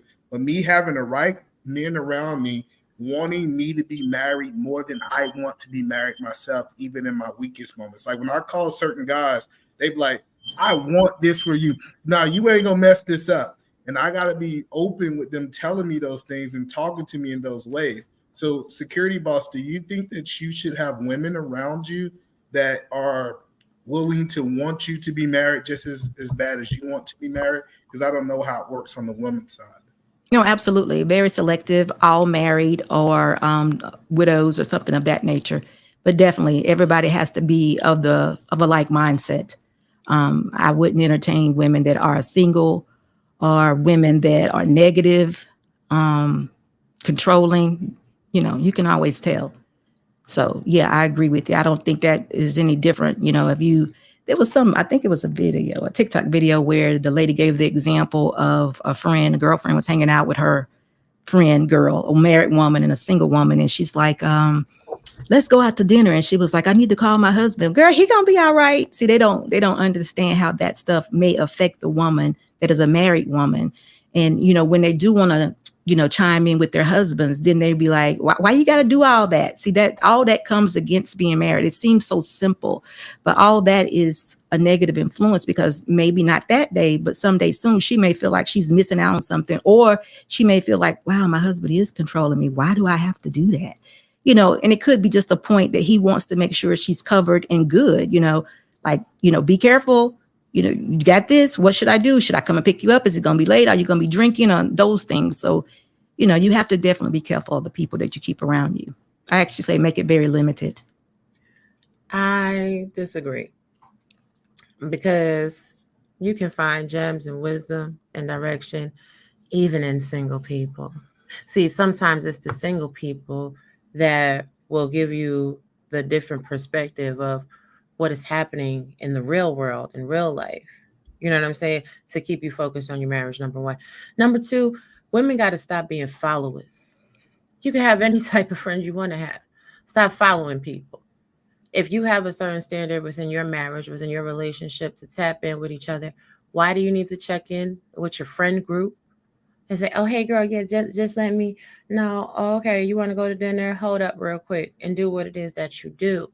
I don't know what is wrong with some women, that they feel like they need to have all this conversation, and they feel like they need a hedge of protection around them because they're so weak in spirit and character that they can't maintain their principle. They can't stay on the assignment. Because again, and I'm going to keep saying this, when I commit to somebody, the person I'm committed to is the person I'm committed to. It would take Jesus himself to come down from the heavens to get me off of the assignment of being committed to that person. I don't really understand this whole circle of influence. Like, are you doing what it is that you do in your life for everybody else? Or are you doing what it is that you do in your life for you? Did it work? Did it work? Did it work? Did what work? Those things that you're saying. Are you married, right? No, I left my husband. But so did it work within your marriage? Though I'm saying, did it work? Did that work? It did work. It did work until I didn't want to be married to him anymore. It did. All right, so let's get back to the video, because I'm really talking. I believe that iron sharpens iron, right? And having the right men around. I'm not saying that you should just it's certain times that I especially in my 20s, I just call. I have a man that I trust. Like, he been mentoring me in marriage since I got married, and I called him. And this was just a chance because that I could be honest. I'd be like, hey, these are desires and things that I'm feeling. I don't know what to do. Can you please help me? And I think people frown upon that. And you know what he did is he actually guided me back to, hey, how are you and your wife going to fix these issues, different things like that. And so I strongly believe it. And it's just really, truthfully and honestly, like I said, it really have been very instrumental in my marriage, having the right men around, right? But let's get back to the video really quickly. I want to can I just say something real quick before you start that? In an addendum to what Security Boss said. Listen, ladies and gentlemen out there in the audience, stop believing that every marriage dissolves because of infidelity. Sometimes there are higher principles and ideals that go behind why a couple cannot work. It is the cosmetic and surface people that think that that's the end all and the be all to maintaining and holding a family together. But again, if y'all want to know, I actually agree with you, Robbie. I was going to say that because we always make a statement when we are respecting our husbands or we're checking in. It's always, are you can't control yourself. It may not be anything about infidelity or cheating. It could be just a simple fact that you have respect for your marriage and you want to give your husband that respect. So it has nothing to do about, whether he's going to cheat because he's out or whether you're going to cheat. So I actually agree with what you just said. Oh, no, I know. Just because you said, did it work? Yes, it worked. That had nothing to, no, I'm telling you. It had nothing to do with the lack of respect for the marriage why I'm not married anymore.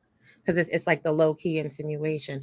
But you know, it did work for me in my marriage. It does work for me in relationships. I don't, you know what I'm saying? Like, there's no need to be validated. I thought we was talking about checking in with friends. I didn't know we were talking about cheating. But we were talking about checking in with friends. You said, and I asked you, did that work? Because you gave the impression that you friends that you know, appreciated, hung out with, that were not married. I said, did it work? You are a married woman, or you were a married woman. There was no insinuation in cheating. I was just asking, am I right or wrong? Are we talking about something different? You're right. It came off a different type of way. So thanks for that clarity. But yeah, no, things work. It depends on who you are as a person. Because at the end of the day, if you don't want to be married and you don't want to do a thing, if 50 people tell you to do it, you're going to do it? Well, it's not about wanting it. I have days that I'm upset in my marriage. I have days that it's like one day don't dictate the long term. But I want to get back to the video in it because I want to really get your perspective on this. Wife didn't want to hear from me. My wife didn't want to hear from me. Absolutely not. But you know, she was hearing from Tyrese from a different side. Anything. Can I finish my story? Oh. So anyway, Tyrese called and said, "Hey, this is what I want you to do. Get a dinner. Book a private room at your house. I'm going to be there. You and your wife have a dinner, and I'm going to come in and I'm going to sing Stay, which is my favorite Tyrese song. Classic record. My God. Classic record. Right? And he had a violinist, and he came and they sang Stay, and you know, he sat down there with us for dinner and spoke to us and guided us through as far as he could our relationship, and you know, we had to go through other steps. And then with all this. Someone that's invested in his marriage, almost the level of investment as he is in himself, in his own marriage. I think that is crucial. What do y'all think? Do you think that Tyrese kind of overstepped his boundaries, or do y'all feel that he should have been involved? Robbie? Yeah, he overstepped his boundaries. How can anybody else be more invested in something so personal to you than you are? That's crazy. I don't think he overstepped his boundaries. What I think is that we have this ideal that people are as prepared for this journey just because they're in the journey. So just because they are married, they're prepared for it. I think that it's a long process, and where DJ Envy was, regardless of age, he probably was not progressed into that area to where he could be that person to be responsible or prepared to navigate that particular time. It is what it is, and sometimes there are things placed into your life that just bring an eye opening to you that you couldn't see at the time. And who knows where that's going to come from. It requires being open-minded. And I think in that space, because of his open-mindedness, because of his wife's, I guess I would say her ability to want to make things work, I think that actually helped him. I guess I could agree with he probably overstepped his boundaries, but I could argue that it was probably necessary. So go ahead. But isn't the issue between Tyrese and DJ Envy that Tyrese was texting his wife while she was in the bed with him? You going on? No, we're gonna get to that. We're gonna get to that. You going on? That wasn't. I'm not going on script because that wasn't the context right there, and you know it. No, but that is. I break down the context at hand. You using further information and knowledge that's not currently broken down. You better stop that. You're right. I'm gonna let. So y'all think? All right, we gonna wait. Just wait. We gonna get to it. Wait till we get there. So no, but what it is that Tyree looked at him as a friend. DJ Envy says that he could not do it. He was humble enough to say, I couldn't do it in my own strength. My wife did not want to hear from me. Our relationship was over. And this man said, hey, I value marriage. I want your marriage to succeed. And the one thing he did is say, I'm willing to help. DJ Envy didn't tell him don't help. DJ Envy said, hey, I'm willing to take your help. And I think it's dope to have a friend like that. So what I want to do is I want to get Jedi Mike and Unlikely into this conversation just to kind of see their perspective before we get back to the video. So I just started listening. Real quick, I want to say hey to everybody on the panel. Yo, E-Man, just make sure you check me first before like you bring anybody up, because I ain't show my face. You know what I'm saying? So let's just because You know what I'm saying? Like, just make sure you check everybody that they're a real person. You know what I mean? Yeah, I got it. I got you. Right. Jedi Mike. Hey, how's it going? You guys can hear me? Yeah. Hey, Yeah, Jedi. hey, that I Hey, might. your boss, how you doing? Hey, Robbie. Yeah, so I want to kind of get into the conversation about, I guess having good company when you're in marriage, when situations go left, because it's going to be a given. I mentioned this to security boss other day ago that there's no such thing as a perfect day in marriage, and I do believe that having good counsel is necessary in terms of having good foundation of just life in general, let alone marriage. But when it came to like the back and forth, I think of whether if I will listen to a person that's married or single. Obviously, you can get wisdom from anybody, any situation, but it's almost like, yeah, can two people, someone who's single and someone who's married, give me the same type of advice? Absolutely. I'm not saying that. Well, I'm saying that would I rather hear from someone that's in the similar position that I'm in instead of someone who's not? I'll take that counsel. So if someone was married, and especially for me being newlywed and everything, I'd rather get some more wisdom from someone who had been through those trials, tribulations in the marriage that they are going through right now. Again, now Robbie made a good point. If if a bunch of people are telling you to do something, are you going to do it? Absolutely not. However, is those 50 people telling you not to jump off that cliff, or are they telling you to jump off the cliff? That's the question. And hopefully you got common sense to know the difference. So yeah, you're 100% right, Jedi. I'm just saying that I think some issues with some people are mature. Like I think that security boss and Mr. Boss is mature. They have a mature marriage. So it's certain things that they might can handle between them. Like they can figure it out to that.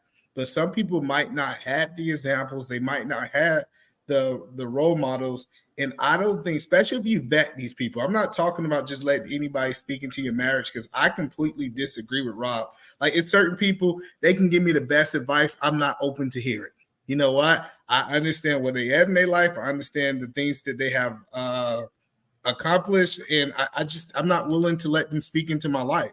And I know some people think that that's bad, but it's I have boundaries around my marriage on purpose so that I can protect it.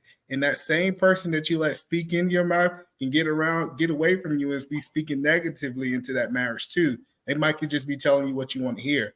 So I do think that you have to vet these people, but it is sometimes you need help. And I think this is not what we talk about when it comes down to marriage. So let's get back to the video really quickly. So are y'all saying that every marriage is like the same though?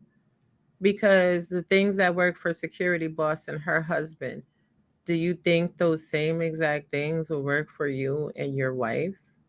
Well, I think it's a foundation. So when I speak to the guys that tell me, he's not telling me, hey, you need to bring these flowers, like the one my wife like the red flowers with this and that and the third. No, he said, hey, you need to do something for your wife to show her that you care about her, that you're thinking about her. It might not be flowers. My wife like chocolates. So it's not about him giving me the exact knowledge on how I supposed to be doing things. Is him giving me a foundation and me building my own house on that foundation of what my wife needs and what my family need. I hope that makes sense. It absolutely does. And that's exactly what it is. Mm-hmm. Because you can't do what you decide to do in your home is what you decide to do. It still should be foundation principle based. So even whatever it is, as long as it goes along with that blueprint, then that's what you all do. What happens is when we fall away from the blueprint is when all these terrible things start to happen. And then that should be when we should recall the foundation and the blueprint and get back in order.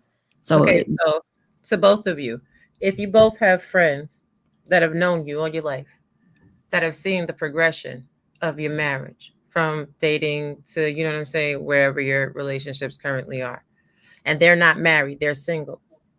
They have a bird's eye view on the both of you, and they give you a similar advice. Are you telling me that you will automatically disqualify them because they're not married?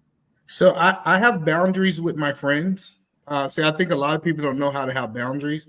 I have had real conversation with certain people. Like my best friend is single, and I have said, "Hey, brother, I don't want to be disrespectful, but I want to be transparent. I just don't want to talk to you about marriage and marriage things, right? We could talk about making money. We could talk about this. We could talk about this, but I didn't want to talk to him about those. And since he respects me, he don't even approach those topics because he knows that I'm not open for it. So that doesn't mean that we can't be friends. That doesn't mean that we can't have other conversations, but I'm not willing to receive that for him. So even if he feels that he know the right thing, he just know that I'm closed off to that, and he's not going to speak out of it out of respect for me. I mean, I hear you, but I've had friends that have been friends for like 30 years, 40 years. I'm gonna listen to what they say and take their counsel over anybody else. I mean, the friends that I choose, of course, are in alignment with me in life goals overall. So there is like, friends that become family. And I think that a lot of people nowadays don't have long-term friendships. So if you can't have a long-term friendship, how can you have a long-term relationship? How can you have a long-term marriage? Have you really mastered the art of being a friend? And I think that's the part that a lot of people don't really look at. You have to be your spouse's friend before anything else. You have to be able to maintain a friendship. So you have to know how to maintain friendships outside of it. Yeah, sure, there's boundaries. You're not going to tell them like, oh, every nuance of what's going on, but they're going to know certain things because if you're that close to them as a friend, they're going to be in proximity. As opposed to if you meet a random married couple, like, oh yeah, well, you've been married for forever. So, I'm going to take your input just because you've been married forever. That's just my opinion. I'm not saying that y'all are wrong. I just have a different perspective on it. So security boss, go ahead, Aaron. No, I was just going to say real quick, you want to read these 2 super chats that came in? B? Can I answer that question before we do that? Or do I just need to wait? Go ahead. Go ahead, security boss. Go ahead. I just, everyone around me, I don't have any single friends. When my husband and I became married, that was one of the things. He was my best friend, or he is my best friend. And that was the concentration in the relationship that I needed to concentrate on. And that's how it's been. Everybody seems like to me, I was trying to think of someone that is single around me, but we have people that, like my husband's best friend, he's been married, been separated or divorced, been married again. So everybody around me is pretty much married or has been married before. So, no, as far as the single relationship or being successful in a relationship, it all evolved into being married. Now I'm older because maybe that's just what we did in those times. Everybody kind of evolved into being a wife, but I don't have any single women around me. And if I did, I would not listen to them. They wouldn't be able to tell me because I'm just been in these spaces. I know and see that single people cannot see how to be married.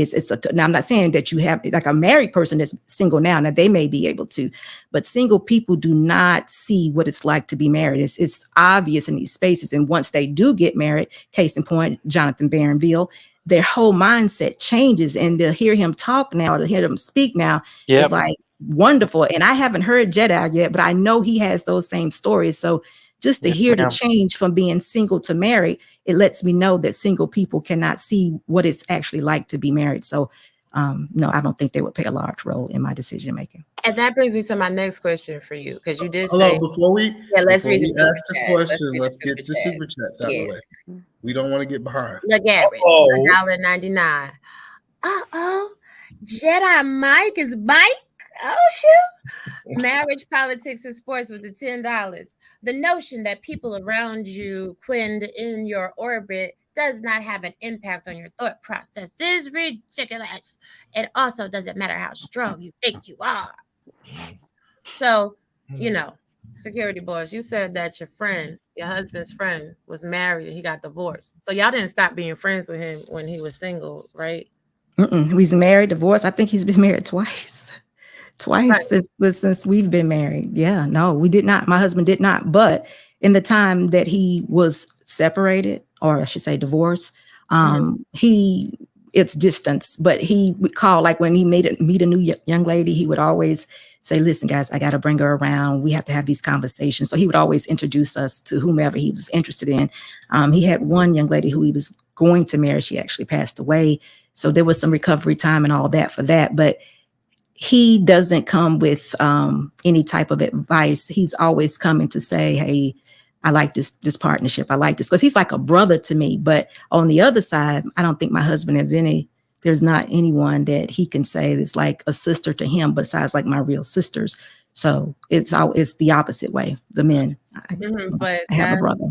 That's kind of my point. Like, but I am very successful at becoming and having a friend, and that friend I choose to have is my husband.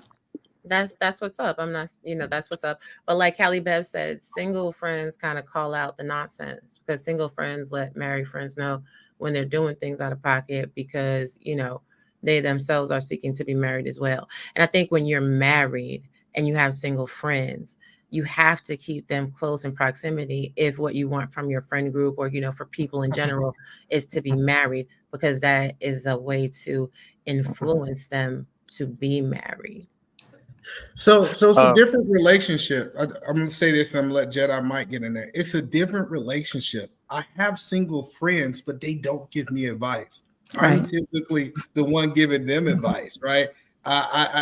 It's like we're not equal, right? I know that sounds crazy, but I'm giving them advice. I'm speaking into their life. I'm influencing them. They're typically not giving me advice. So I'm not saying that you can't be friends with these people, but I just personally don't take advice from them. I'm like encouraged. Like, so I was the first to get married, and I encouraged all of my friends. Like, it's crazy the dynamics. I'm looking at my employees, and 90% of my employees are married. So it's just like I have created this bubble around me that single people I feel uncomfortable being around me, for the simple fact that they know that I'm going to hold them accountable to do X, Y, Z. So I think that's the key, is that I'm not looking at it in that way of they're giving me advice, but I can influence them. It's a one-way thing.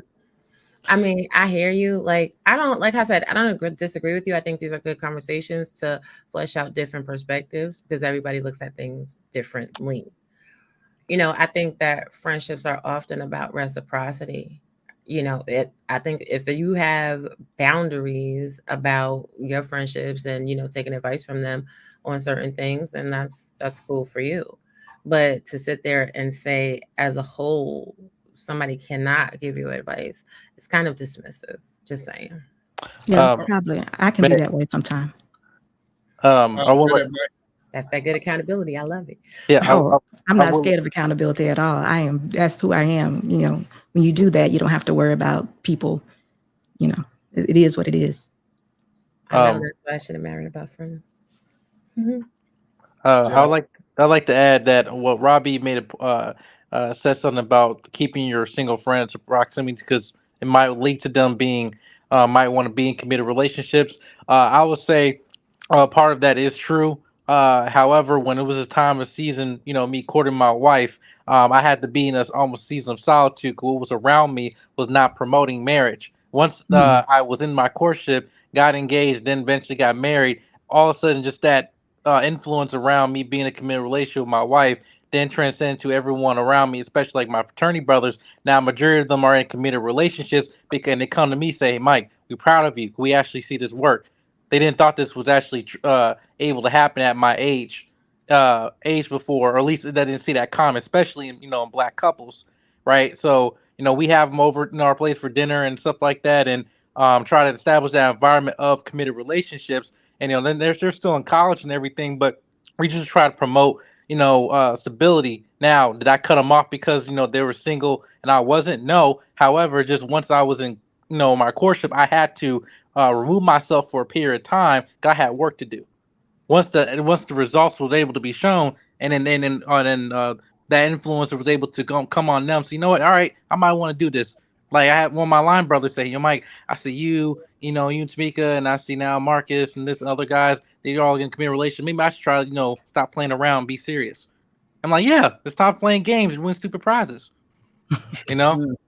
So I would like to add too, like when I got married, I didn't drop my single friends. Like my core friend group, most of them. Hey, good evening, everybody. Most of my friends are still very much so single. But and I understand, Rob B, like your friends been there for like 20 to 30 plus years. Same for me. Like my core group don't switch up. However, I didn't even need to tell them when I got married to not give me any advice about my marriage, anything that I discuss or they may see or whatever. Like it's just a boundary that they've instilled. You know, I may say something, oh my husband this, that, and the third, and my friend be like, girl, I don't know nothing about married life and it ain't my business to speak on that, you know. And so I just thank God that, you know, I don't have to set those boundaries. They just already know. And so, you know, I don't think that your single friends should be in your married business because it's just different. The life is different, so the advice is gonna be different. You know, but I think. Hold on, let Aaron get in there. Go ahead, Aaron. Oh, so what I want to say, I think it's just based upon your ability to assess the people around you. I know a brilliant mind when I hear it. I know people that be BS and when they BS, and you should know your friends, how they mind work, who they are, what advice to take from them and what advice not to. I would say this, like all the married people I know, I only give like advice in complete support of their marriage. I'm like, you better stay married forever. Yeah, your husband's great. Oh, your wife is phenomenal. I don't never really say negative things. Like I will refrain from that. I will only give like reinforcement for it, right? Because I know that's the most necessary thing. And if outside of that, then they had to look to somebody else for that. So that's what I believe is the best idea. Is like if you're gonna have a single friend around, all they best be doing is reinforcing. Yep, married, y'all phenomenal, love that, other. But when it comes to anything negative, I don't think it's right to speak about. But I do believe that each and everybody that's around me, I know how to assess them. I know when, hey, this person's intentions, their view on life is good, no matter whether they're married or unmarried. So I just think it's all about understanding you and how you assess people. And if you don't have the ability to assess people around you, you should have nobody around you because they're going to exactly. That's a good point. I think it is. I think it is a good thing to speak on it, though. If it is, because at the end of the day, I don't think that a piece of paper should be the reason why you ultimately have a. Can I finish? Let him finish what he's saying. A piece of paper. Tell us what. I don't think that a piece of paper should be the reason why you start to feel bonded to somebody. I think it takes more than that. Okay, go ahead. Never mind. Y'all have y'all.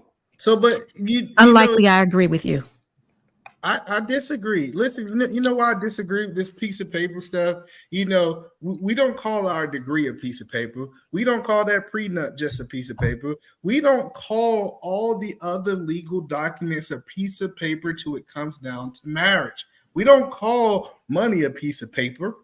We give other paper value. I never understood why people don't give the piece of paper, quote unquote, of marriage value. You gotta let him finish his point first, E. Yeah, because sometimes I tried to let him finish. He was done. I mean, you cut me off, but it's all good. I know once, like, you know, because y'all was only marriage is the y'all was having a little kumbaya, and that's beautiful, right? But I think that it's the actual bond before the marriage that I respect. That's what I'm saying. And the way that y'all just kind of just diminished all single relationships and domestic partnerships on here, I just feel like that's crazy because y'all was in those relationships and it was through that bond before y'all got married that made y'all get married. So now y'all just sitting here and I just watched y'all go on y'all little soapbox and it was beautiful. Shout out to all the marriages, right? But y'all just spoke of like, oh, I don't want to hear from a single dude, is what E-Man said, right? I mean, E-Man said, he was like, that's what he's saying. What? He didn't say that. He didn't say like, yo, I don't want him to even talking to me about marriage at all. That's what he said. Well, he said it. He said advice, and I agree with the advice part. So, like, I think me and E-Man can have conversations all day. But if I go, this is my advice, I think that's somewhat of a violation. But why shouldn't a good man or why shouldn't a good woman that is on her way, right? No, be able to give you advice. I'm gonna tell you why it's reasonable, right? This is how my mind works. I'm gonna tell you why it's reasonable, right? nobody absolutely knows people's intentions, right? But what they can say is, all right, we at least know most of us trying to go right, and some people trying to go left. So if I'm going right and I see people going right with me, most likely we might be more aligned than somebody that keep want to go left. Now, I don't know people's intentions. I don't know what could happen, but I want to limit my exposure. And I know the likelihood of me being exposed to people that keep want to go left being beneficial for when I want to go right is not that high. So I think it's just about limitations. No, I see the conversation that you're trying to say, but usually in those situations when someone is having a conversation, when a conversation happens about a relationship, it's usually the person in the relationships that starts that conversation. Like we chilling over some beers, and next you know, you're like, man, this is going on, and then now you sitting there uncomfortable. And I know you've been in that situation where you move like, yo, man, he trying to have this conversation with me. Well, sometimes, listen, sometimes you learn as you go, meaning that you go into the relationship, you was a single person, now you're a married person, your mindset is changing. And then you realize that, okay, these people or this person that is speaking to me, this may not be healthy for my marriage. So then you start to make choices on who you keep around yourself. Some people end up with 0 people that are single. I have friends, but they're not single. I have people that I talk to, ladies and men, but they're not single. So I think that's what Unlikely was saying. But the bond you have prior to going into marriage is what makes the marriage, but it continues to grow. It just doesn't stay the same as you walked in the front door. We evolve into wives and husbands. And again, like I think Edelman just said, you begin to protect your marriage. Or somebody said it, you protect your marriage. You start to say, hey, look, you know what? That might not be, somebody might say something like, why you had to get that paper? Why you had to make it legal? We don't think that that's much, but that all plays a part in our psyche because like first time you have an argument, you be like, what have I done? So that's, it grows. So but y'all act like there's not a whole bunch of people that are presently in marriages right now, cheating on each other, disrespecting their marriages, doing things dirty, and they just not telling you their business. Because if it was the case that everybody that got married upheld their vows and was so Puritan and doing everything right, there would never be divorce. There wouldn't be friends or marriages that wind up divorced, separated, back married again. So people in marriages can be fallible and have imperfections as well.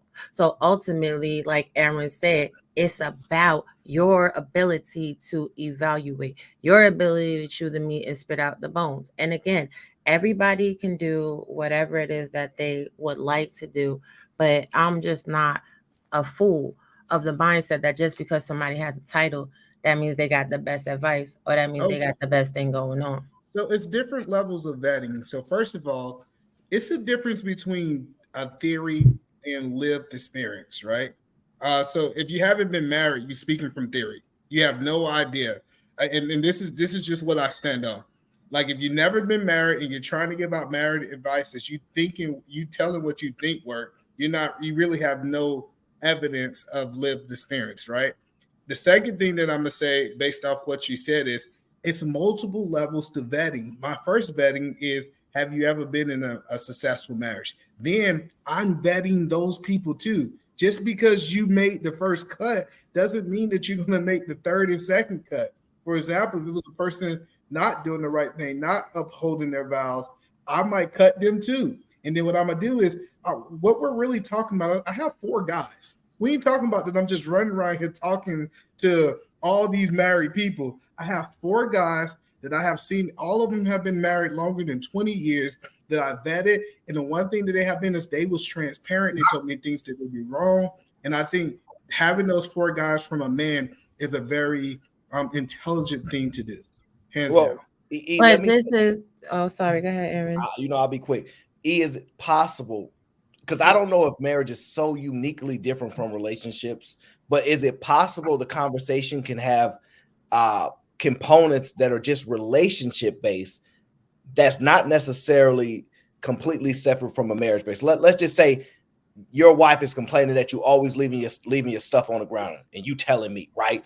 Is that a separable, do you understand what I'm trying to say? Yeah, it's definitely separable because in a relationship you can leave. In a marriage, you can't. So somebody might give advice based on a relationship, saying that we can leave this and we can get out of it. Based off my ideology and how I think, we're in two different types of relationships. So it's not the same in my opinion. And most people don't understand that, but I look at them different. Well, let me But clarify. this is How? I'm sorry. Hey everybody! I just wanted to get in on the marriage thing. Hey, Kelly. Hey. Okay, so what would be different about the advice that somebody would give somebody about being let's see, I can't think of the right word, so I'm just gonna be ghetto. Look, what would be the difference in somebody giving somebody some advice about leaving some damn socks on the ground? Hey, Nate. Can you say it again? Say it again. I can't hear you. What would be so different advice about somebody who's in a relationship giving somebody else advice that's married about leaving their socks on the ground that makes their spouse upset? How would that be different from a married person to somebody else in a relationship? In a marriage, you've accepted the good with the bad. In a relationship, you're still in that decision-making process, whether I can take this or not. See, in a marriage, it should be that we're 100% in. He's in 100%. I'm in 100%. Is this the worst he is going to be, putting his socks on the ground? Oh, well. But in a just a relationship where two people are dating, you don't get the 100%. So him leaving his socks on the ground might be like a deal breaker. You'd be like, I'm so tired of this nasty man or whatever. You may be able to walk away. So that's the difference. Once you get married, you accept the good and the bad because you've already weighed your options. It should be that way. That's I'm saying the single person giving advice to the married person about leaving the socks on the ground versus the married person giving the other married person advice about leaving their socks on the ground. How would those advices be different from the single other girl gonna tell her to person? leave? That's why, Callie, the single girl gonna be like, "No, girl, get up out of there. Don't take that. You don't have to take that." So, say for example, if a man that was single came to me.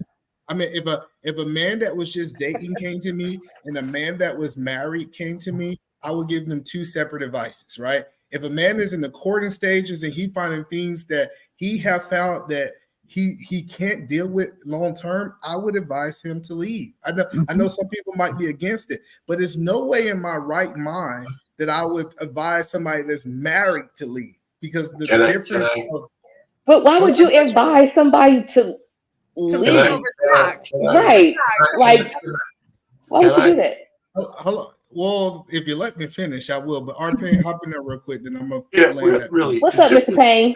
Hey, how's everybody doing tonight? Listen, the difference between situationships and relationships and marriage is that marriage is bound by the vows. We take vows. Listen, you can shake your head all you want, Aaron. The difference between just people who get together because you're my boyfriend and girlfriend and the people who get married are the vows. You might discredit the vows, but some people don't. And, now, two people who don't have to get married in front of a justice of the peace or anybody else, they could take individual vows. But those vows that we take is before God and witnesses and family, and we say things to each other that we mean. I don't think regular situationships and relationships, people do that. Now, going about people giving advice. If I'm in stocks, if I'm in bonds, if I want to buy a house, I'm going to ask people who are professional in that field. If I want to find relationship advice for a marriage, I'm not going to go to people who are single, even if I respect them and love them. I'm not going to ask them that. I mean, these are just common sense things. Not that they don't have something special to say, but, I wouldn't be looking for them to be my primary source of information. I don't see where the complications are.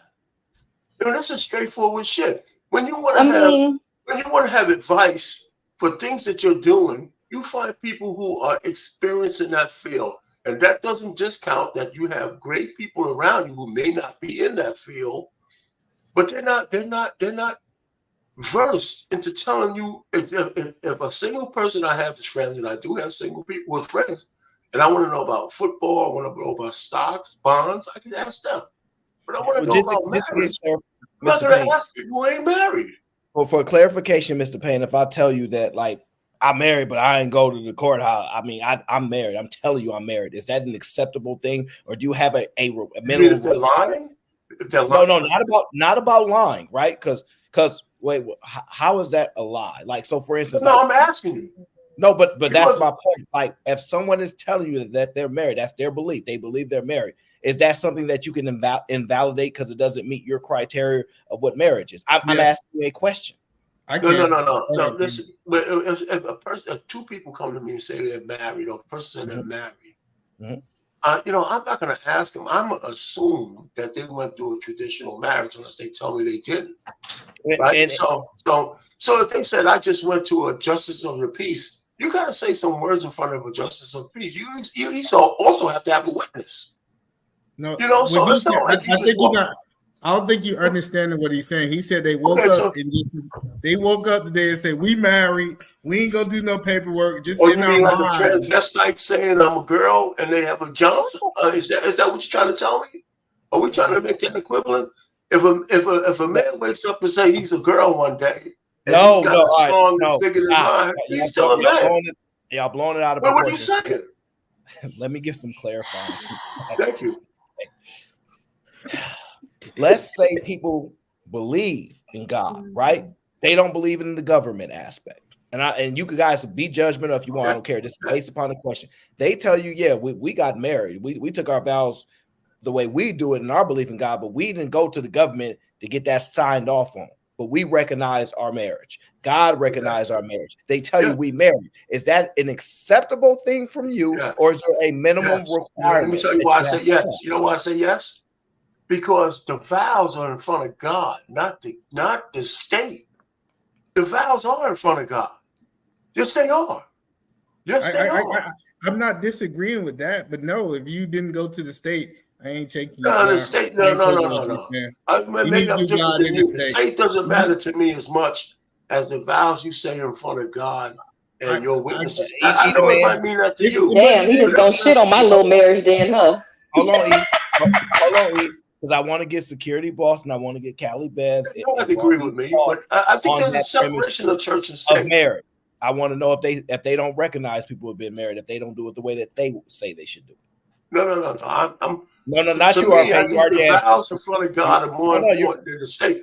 You know what the state is? The state is your prenuptial agreement, right? If you don't have a prenup on your own, the state gives you one. That's what those papers are. Think about it. I get it, but let's not decide on who divides what. That's what that is. That's a business arrangement. I'm gonna need our pain to stop shitting on my 17 years. Thank you very much. Listen, no. It's not valid because you get married in church. Like, that's stupid. Hold on 1 second. Okay. I'm shut up.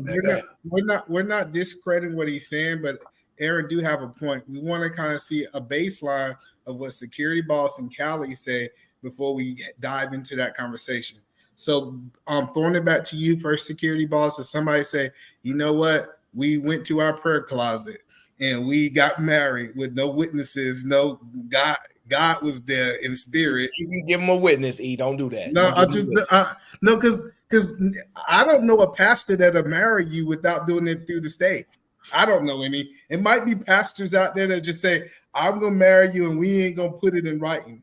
You know what I'm saying? We'll just keep it. What about the imams that marry people at the masjid? They're married. Well, I get it. I tell people I speak from what I believe from a Christian point of view on marriage. Other marriages I don't speak on because I don't partake in those things, right? But before we go down that road, what I want is Security Boss and Cali to answer that question. If somebody say that they had a conversation with God, they had a witness there. They had their cousin Day, they was there too. He witnessed that they agreed this. They didn't put nothing on paper. They jumped over the broom. Would you consider them being married? Yes. Okay. Cali, what do you think? Yeah, sure. Why not? Listen, it seems like where y'all are having this conversation from is a very specific aspect of marriage, and it's a non-inclusive one. And quite frankly, it's disheartening because I would expect better when we're having these discussions. A marriage is a marriage.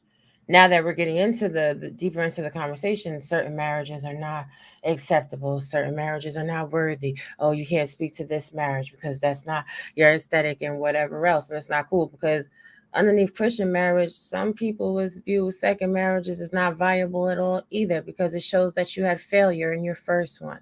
So what I'm going to do is I'm going to bid y'all a good evening. Enjoy your conversation. Take care. I will appreciate you coming up, Rob. Bye, Yeah. Rob.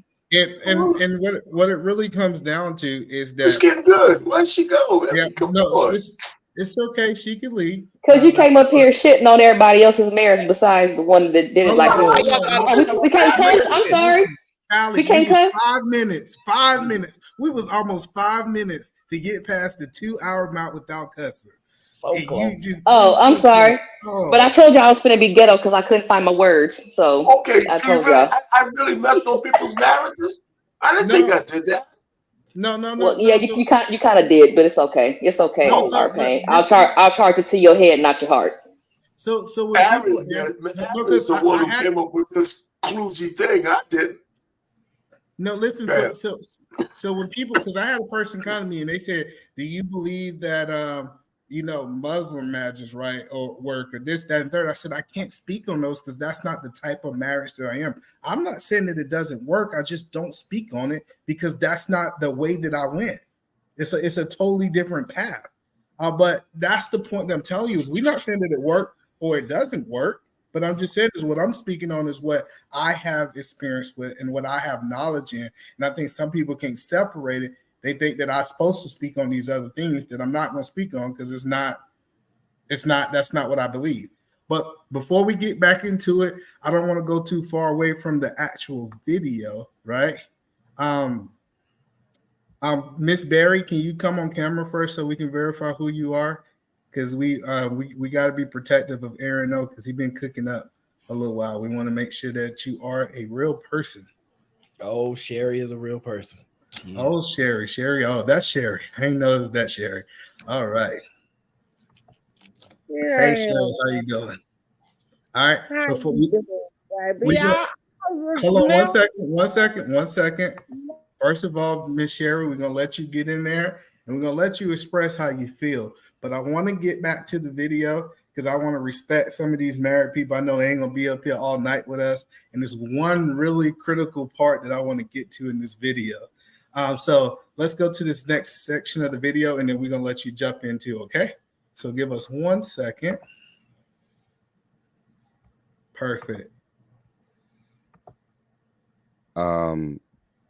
We were already on the phone for at least 2 months. I didn't hear your interview. I never even heard anybody say that before. We was on the phone for 2 months. We was on the phone for 2 straight months because I never heard your interview from New York.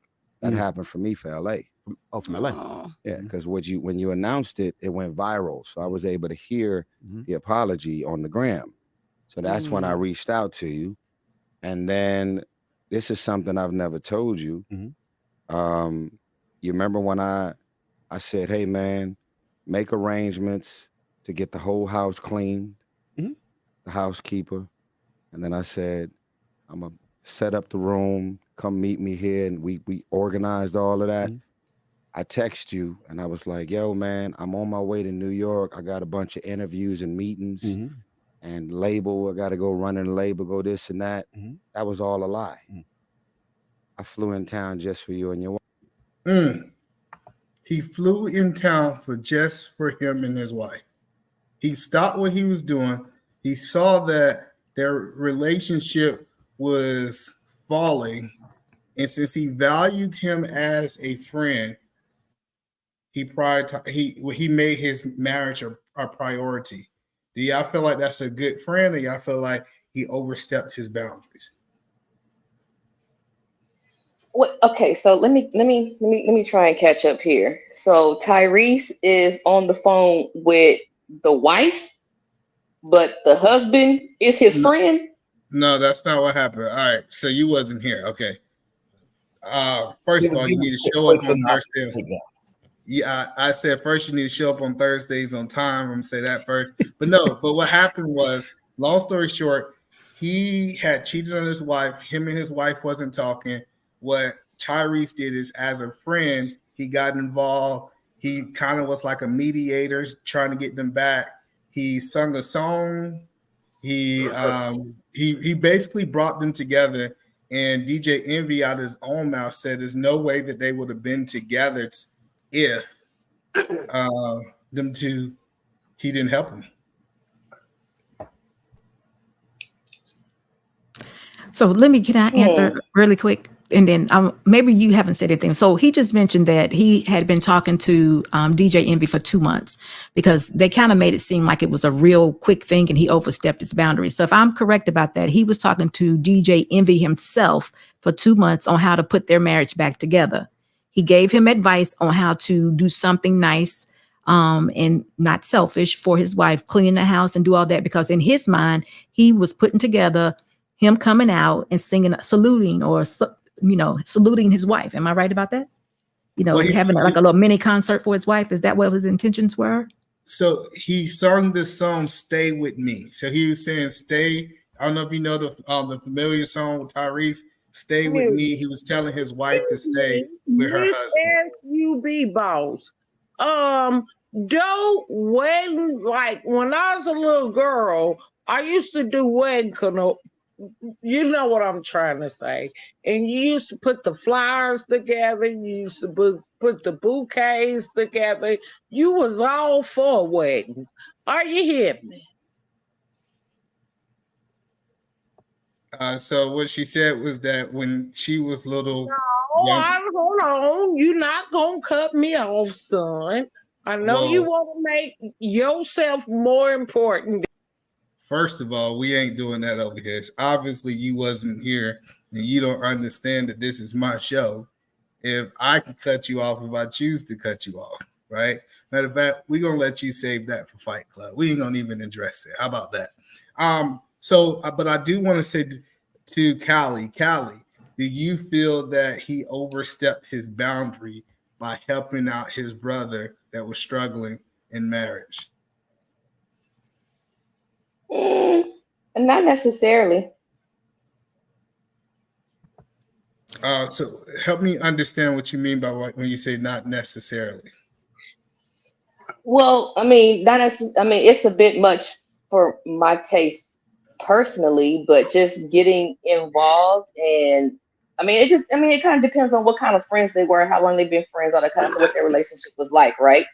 Amongst friends, because you can have a friend that's friend of the couple themselves, you know what I mean? So that friend could have a vested interest in, trying to see, trying to make the best out of a bad situation for the both of you. You know what I mean? Trying to fix it. So I don't necessarily think that he overstepped his boundaries in that regard. He's trying to help out his friends. He sees that his friends are, in trouble relationship wise or whatever, and he's doing what he can because he is a good friend to both of them. Well, let's not just jump around. Either man, do you think he overstepped his boundaries? Absolutely not. I think that. Okay, let's stop right there. Either man. Now, you familiar with Tyrese? Yes. Yes. Tyrese, divorced or married? He was married at the time. He was married when he was doing all this for. Yes, I know. Now let me ask you this. Now, since he's been divorced, and you said, I want successful marriages, right? Because if you ain't in this, does that invalidate him? Because this is about to get real tricky. Like if you don't realize where this can go. Does the information that was given while he was in his marriage, not even knowing that the other man's marriage dissolving in the same time span pretty much, does that invalidate the message, the influence, and the thing that he did, or it does not? I think Security Boss made a very. I asked him with Security Boss. I got you. Man. Don't make me mute you. No, I'm just joking. Listen. No. So I think in that moment, he was married. He was like this idea that we can't say that, okay, 10 years from now that he's not married. And I don't know if he really was giving them advice. I think he was really like singing is not giving advice. I think he was really crush your own point. Hold on. Let me land it. And then you can go from there. I definitely believe in the moment him being married, him doing all these things, I think it was well in balance whatsoever. Now, later on in life, if he's trying to go back and give him advice now, I don't know if that person still have that right to speak because he didn't do the right thing. Okay, so so going by that logic, and I'm gonna just put my own personal stuff in there because that's how I better relate that way. So you're saying that because my parents are divorced now, I cannot go to them about marriage advice, despite the fact that they have been married for over 20 years. So no, I'm not saying that you can and cannot. What Aaron was asking me is, would I take? No, I'm asking by your logic. By your logic, you're saying that, oh well, if they're not married anymore, then you can't ask them for no advice because it didn't work. That's basically what you're saying. So listen, two things that I'm saying, right? What Aaron asked is how I saw the situation, right? And me, so when it comes down to what you're asking, right? Can you still go to your parents? Well, we have a baseline is you can do whatever you want. You can go to divorced people. You can go to. Dude. Hold on, let me answer the question. I personally wouldn't do it. And if I was advising you to do it, I would say, hey, don't go to someone who got divorced. Divorce is an option. I would prefer you to go to someone who's living and actually accomplishing those things. But you have the right to do whatever you want with the information that I'm giving you. Can I chime in?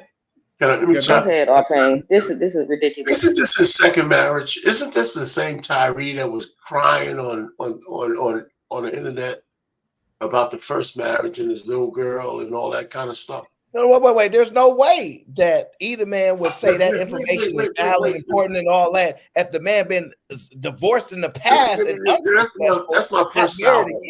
Hold on. Yeah, that's the same Tyrese. I can't hear you. Both of you guys are talking at the same time. Yeah, I mean, let me just say this. Wasn't this Tyrese the same guy a few years ago who was crying on the internet because the first woman left him and took his kid and he was crying about his daughter putting airplane shit up, excuse my language. So all I'm trying to say is, one, he shouldn't have been in their marriage in the first place. Two, DJ Envy has been paying for the fact that he got some butt on the side for his whole marriage. His wife has destroyed him as a man for the transgression that he's done for almost 10 years. I mean, he went out, stepped out, and he's been paying for that transgression forever. And so he let this man in his relationship, and she talked more to his wife than to him. And now he's talking about boxing Tyrese. Well, hold on, Arpane. Let Cali Bev put the pressure on E-Man neck right now because Tyrese, you're right, like he was divorced before, got another wife, and listen, it sounds. And he lost this one. Is that true? He has had two wives? Oh. I don't know. I just know about the last Samantha. Listen, I got a whole audience of people here. Somebody looking women to save his life. I'm sorry. Hold on, Arpane. Y'all guys can't talk at the same time. I'm sorry. Go ahead, Aaron. It'll happen every now and then. He's a masculine man, okay? Me, I'm a beta. So you got to understand, right? So Cali Bev, what she going to do is she's going to keep her foot on your neck because what you said is that I think it was right what he did. Sound like there's some unsuccessfulness there. Then came later on the back end, more unsuccessfulness there. The vetting process to see if he was the type of man that has successfulness in his marriage, he wouldn't have passed your test. So let Callie, and then I'll respond to what you said. He wants you to continue, Callie. Because you're he basically just reiterated what I was saying.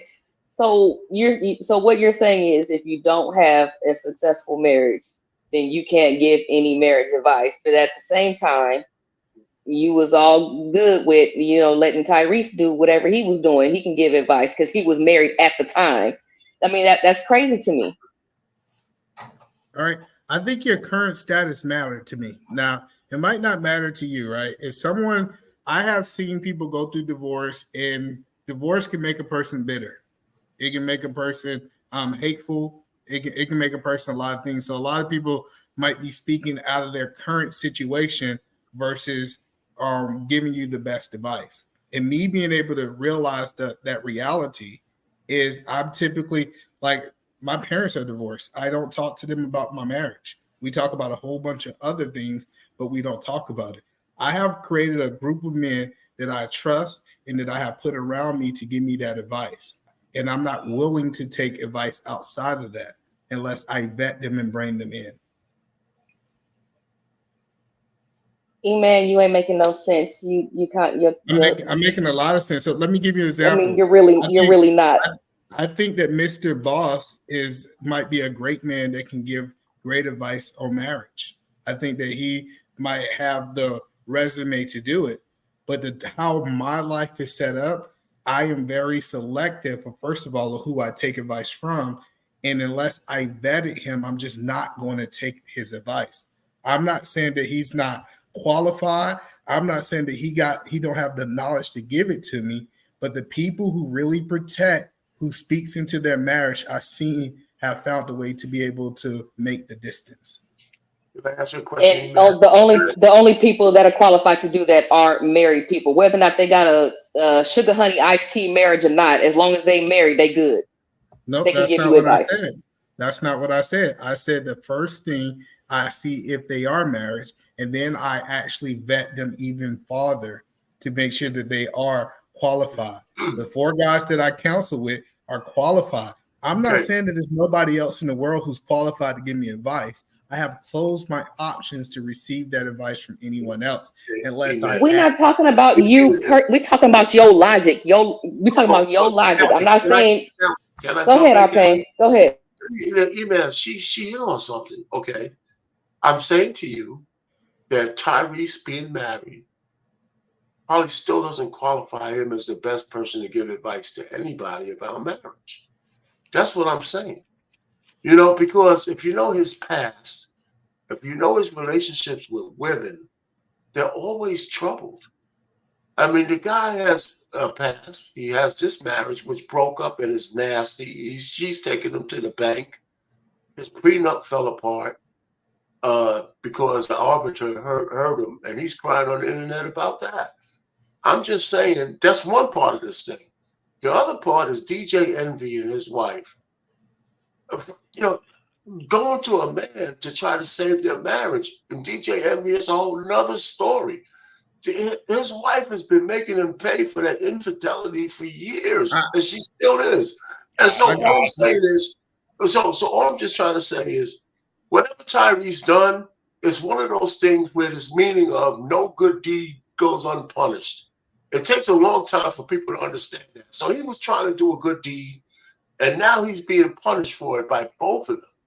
If you look at what's going on, by DJ Envy threatening to beat him up, his wife coming on and saying that Tyrese overstepped his boundaries and tried to make a pass at her. This is all the recent stuff. Based on this consultation, he's being repaid by both of them because she's saying he overstepped his bounds in these conversations.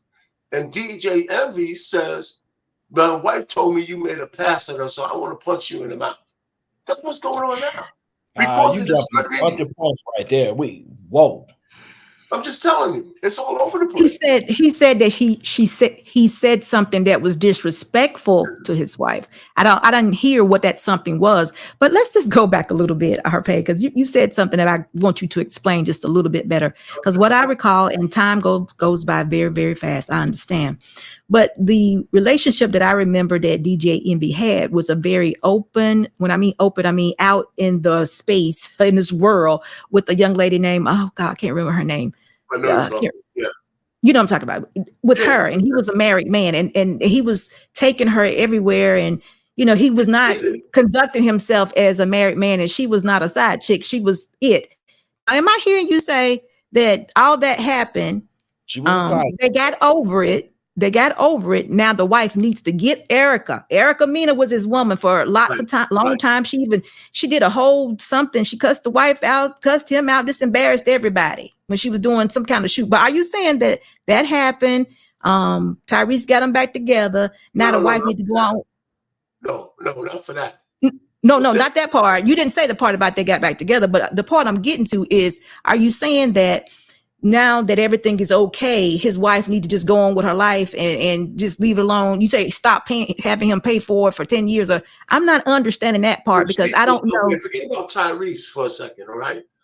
I'm sorry? The affair that he has been public for years. Okay. This is even before the Tyrese thing.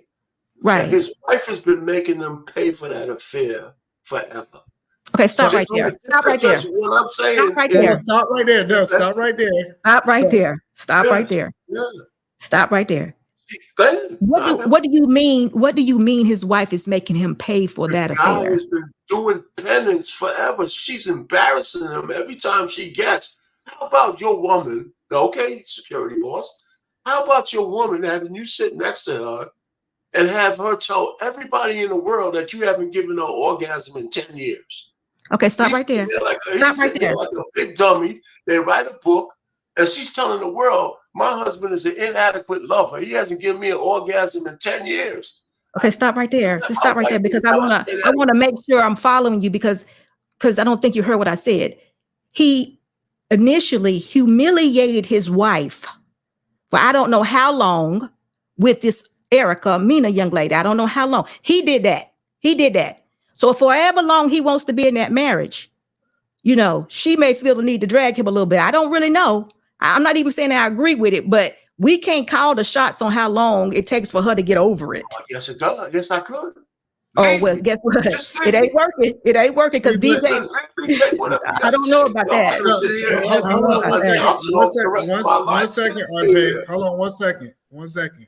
Order in the courtroom. Order in the courtroom. Okay, we got to read these super chats, either, man. We got like 2 or 3 of them here. Let me see here. There we go.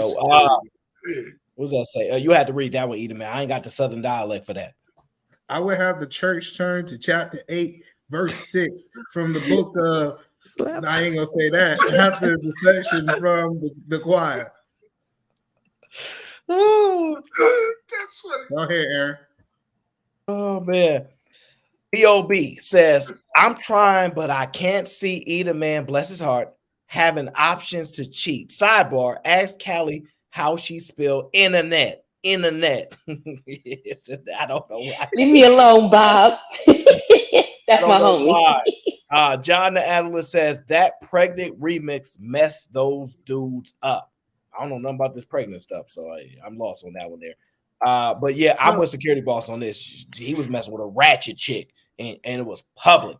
Yes, that's all I'm saying is we can't regulate her emotions. Now, I don't believe in the disrespect, so they probably should come off of the media and be all in the, I agree with that, R-Pain, but I don't think anyone can say, well, you ought to be over it, because that would be very cruel to say, because this is something that he brought into their marriage. I don't think that, I got it. But so if she went to her husband and said that she wanted to write a book, she wanted to do an interview, and she had a conversation with her husband, and he agreed to do this, she's not being disrespectful. She got permission. Oh, I don't know. I don't know about that. How DJ Envy told it, he said, my wife said that she wanted to write a book. She wanted to talk about this. Matter of fact, he was the one that brought that relationship to the public. And she said, hey, I want to be able to share this perspective from how I've been in the relationships. And he agreed upon it. We can't then say, oh, she disrespected her husband after her husband is on board with her doing these things. Because obviously he didn't see it disrespectful.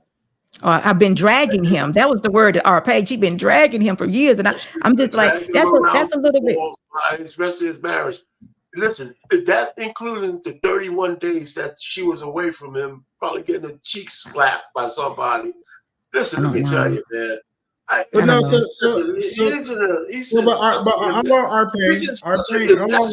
R-Pain. Wait 1 second, bro. We gonna let you talk. No, the point that I'm telling you, R-Pain, is this right here. Like, he agreed that his wife can go on vacation for 30 days. Like it's one of those things that we're trying to tell DJ Envy on what he can do with his wife. His wife said that she needed some time.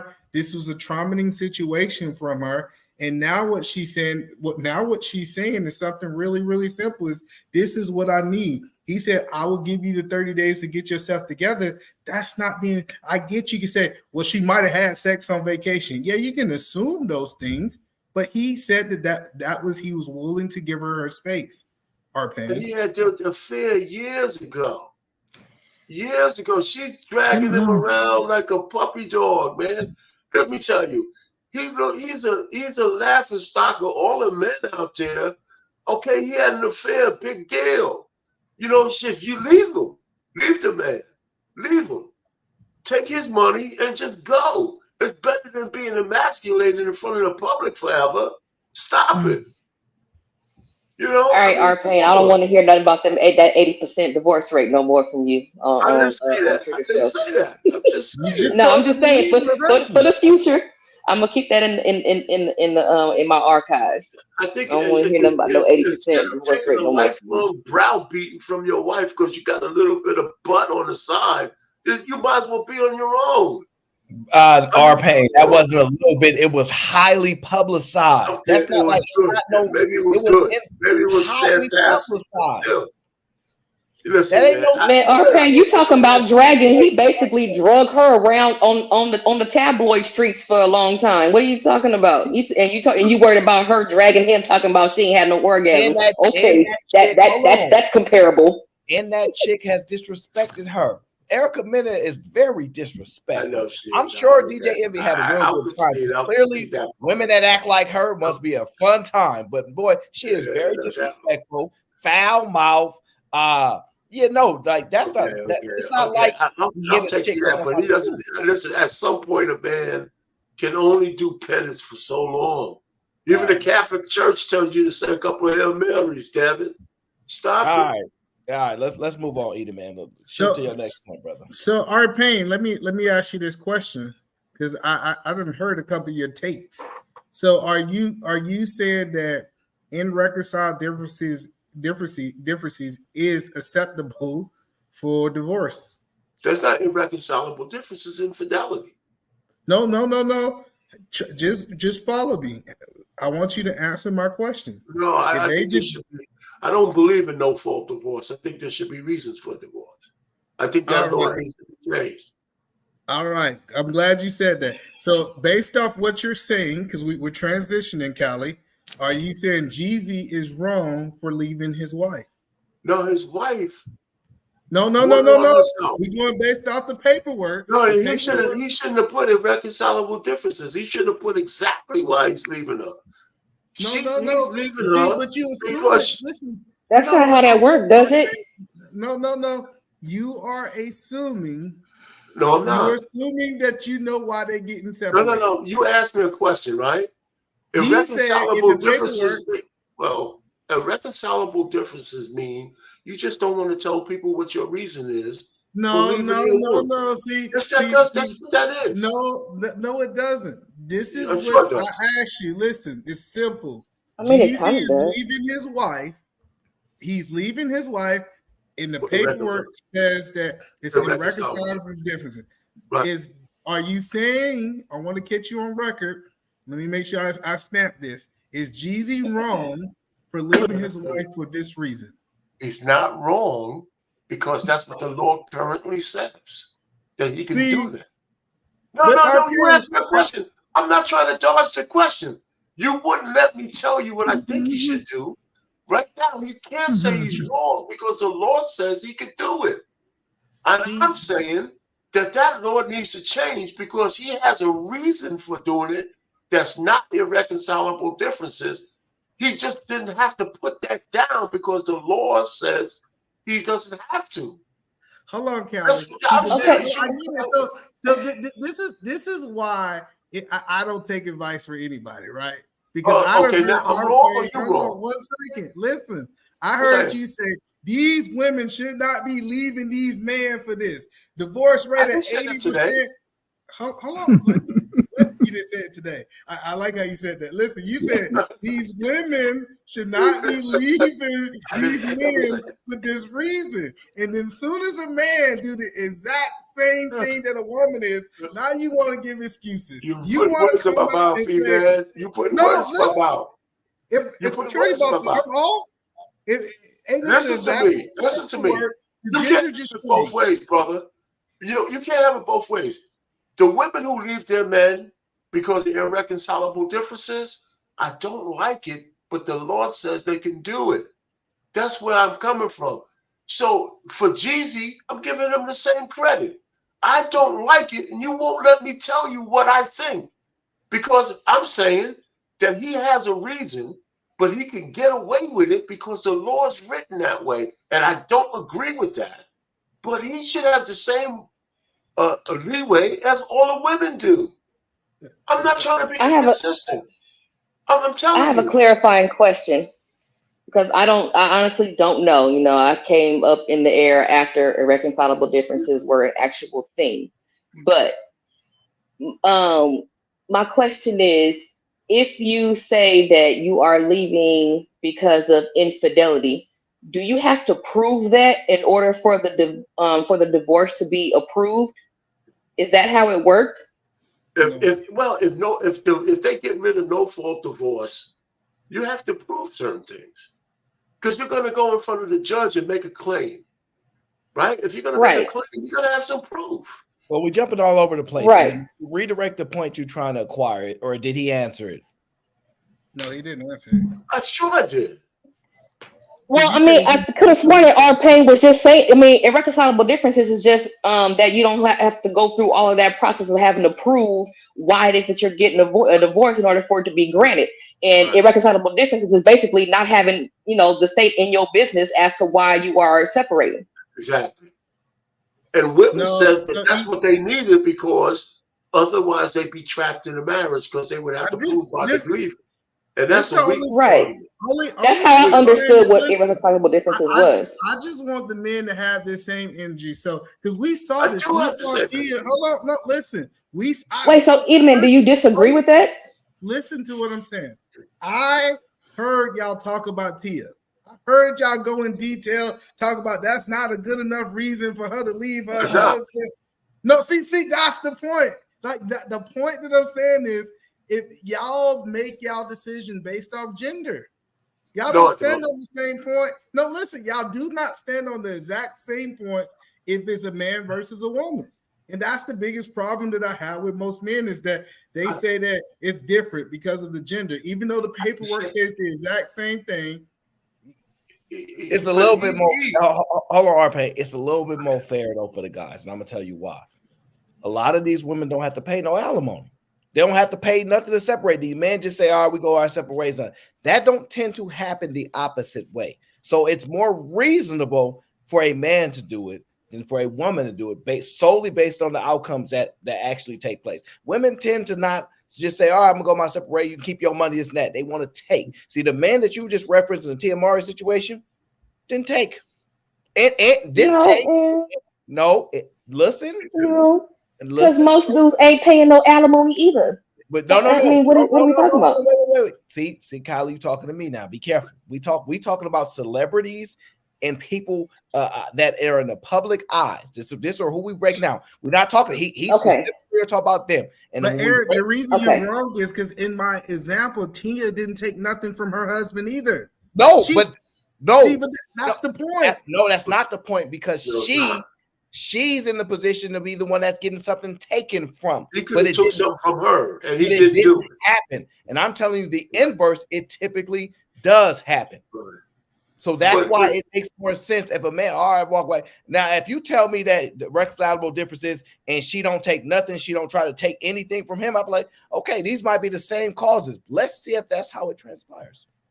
But you're not being fair to me, because I didn't accept my man Jeezy put down irreconcilable differences, but you wouldn't let me put my speculation. Do you say he's wrong, or is he right? I think he should put a reason down there.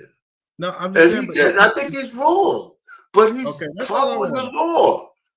I think the women are wrong as well, but he's following the law that's in law right now.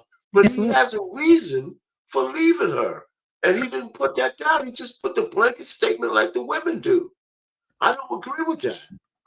I don't. All right. So let's get to the super chat. You want to give that out real quick, Aaron?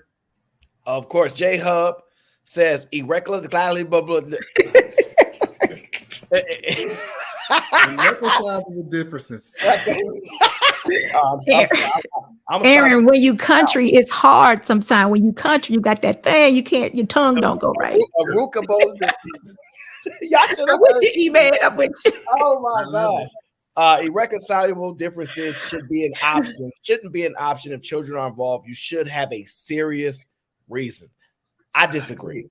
I agree. Big 100%. I disagree. Now, Either man, I'm gonna let you get around everybody else, but I'm gonna tell you why I disagree after you got what you want from everybody else. I'm gonna tell you why.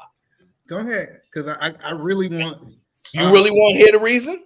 I want to hear the reason because I got this video that I want security boss. So once I say it though, you're gonna be like, dang, I can't really fight this. So it's absolutely important for them to have this option, because what divorce attorneys have stated is that if this wasn't an option, what they would advise their client is to say that he beat me, that he tried to do something to me in a violent manner, right? And when you're going through a situation to put violence and drag somebody through that publicly or privately, it has implications for other areas of life, right? And so I think that in order to save a man's image from being destroyed, because women are going to claim he was abusive, if you ain't going to give them a reconcilable difference as an option, they will just use that option and say that you're abusive.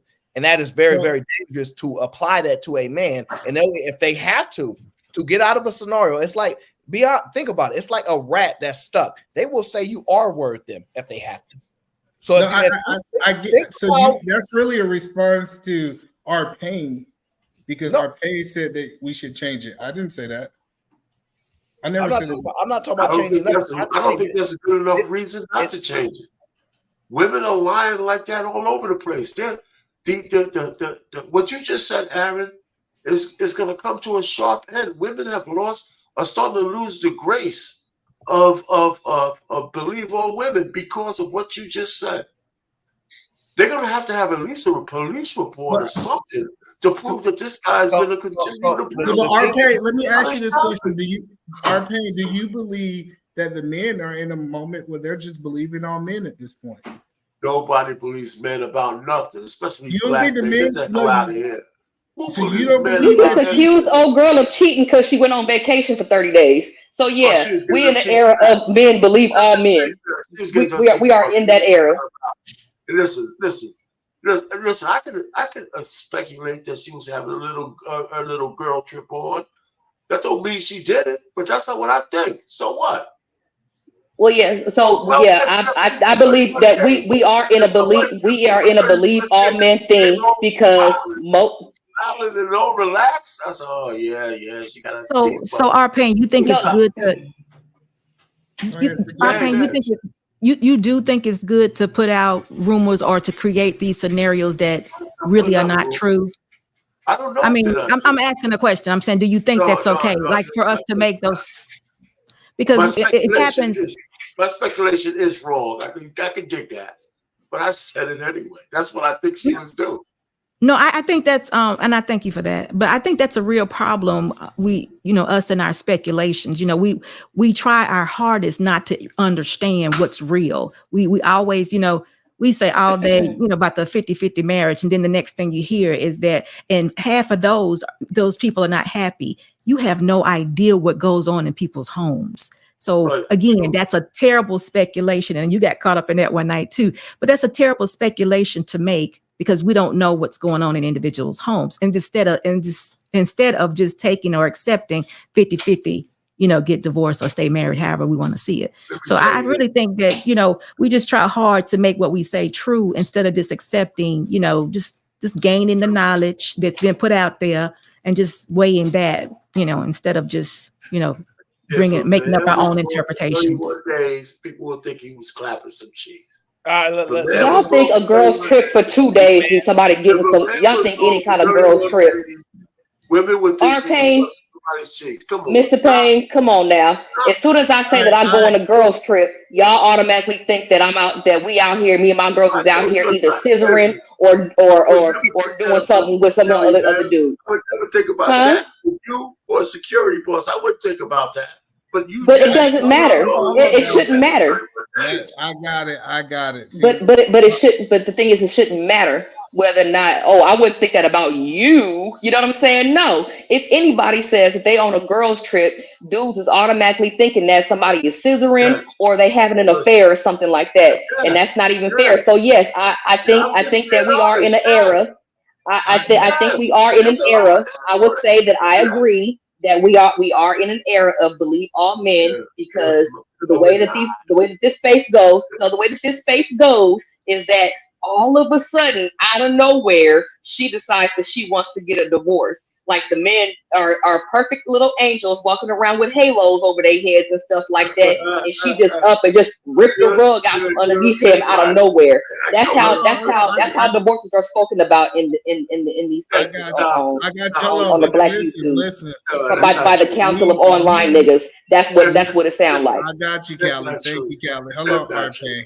But we're getting close. That is absolutely true. We're getting close to shutdown time, and I had to get this video in here. I had to get this video in here. So first of all, this is what we're gonna do. I'm gonna play this video. I want to get security boss Callie Bell opinion. I'm gonna let R Payne respond. But Aaron, can you please save your opinion to last? Because I want yours last. Okay, so. Give me 1 second. I'm going to bring up some of y'all grandmama, grandma. I just say this. I don't call y'all the Council of Online Niggas for no reason. Okay. Oh, God, man. Oh, boy. So let me bring up y'all grandma real quick.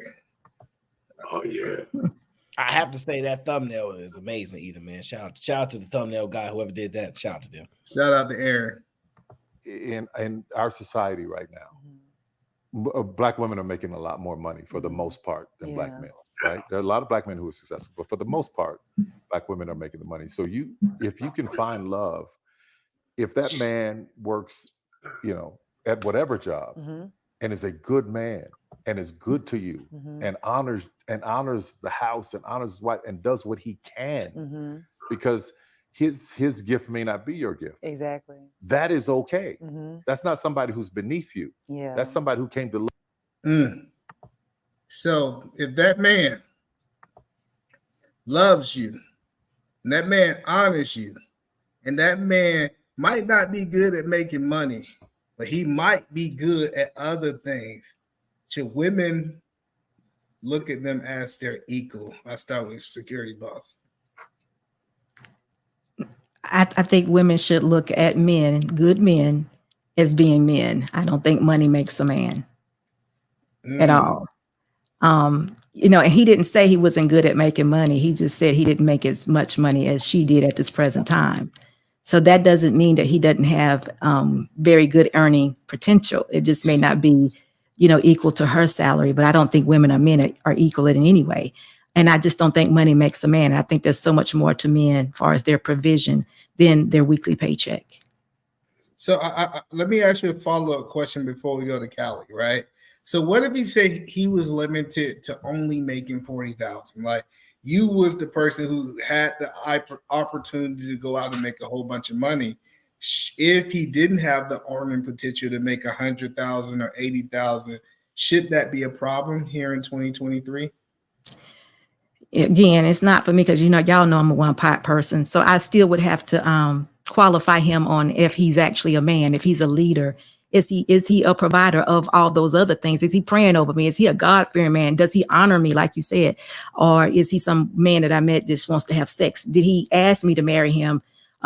Is he there for me? Is he that man? I would have to figure out how he treats me as a person before I would discount him because he makes less than only makes $40,000, or however you want to see it. So, but the caveat is that he have all the other values that you're looking for outside of money, and he don't have the potential to increase that.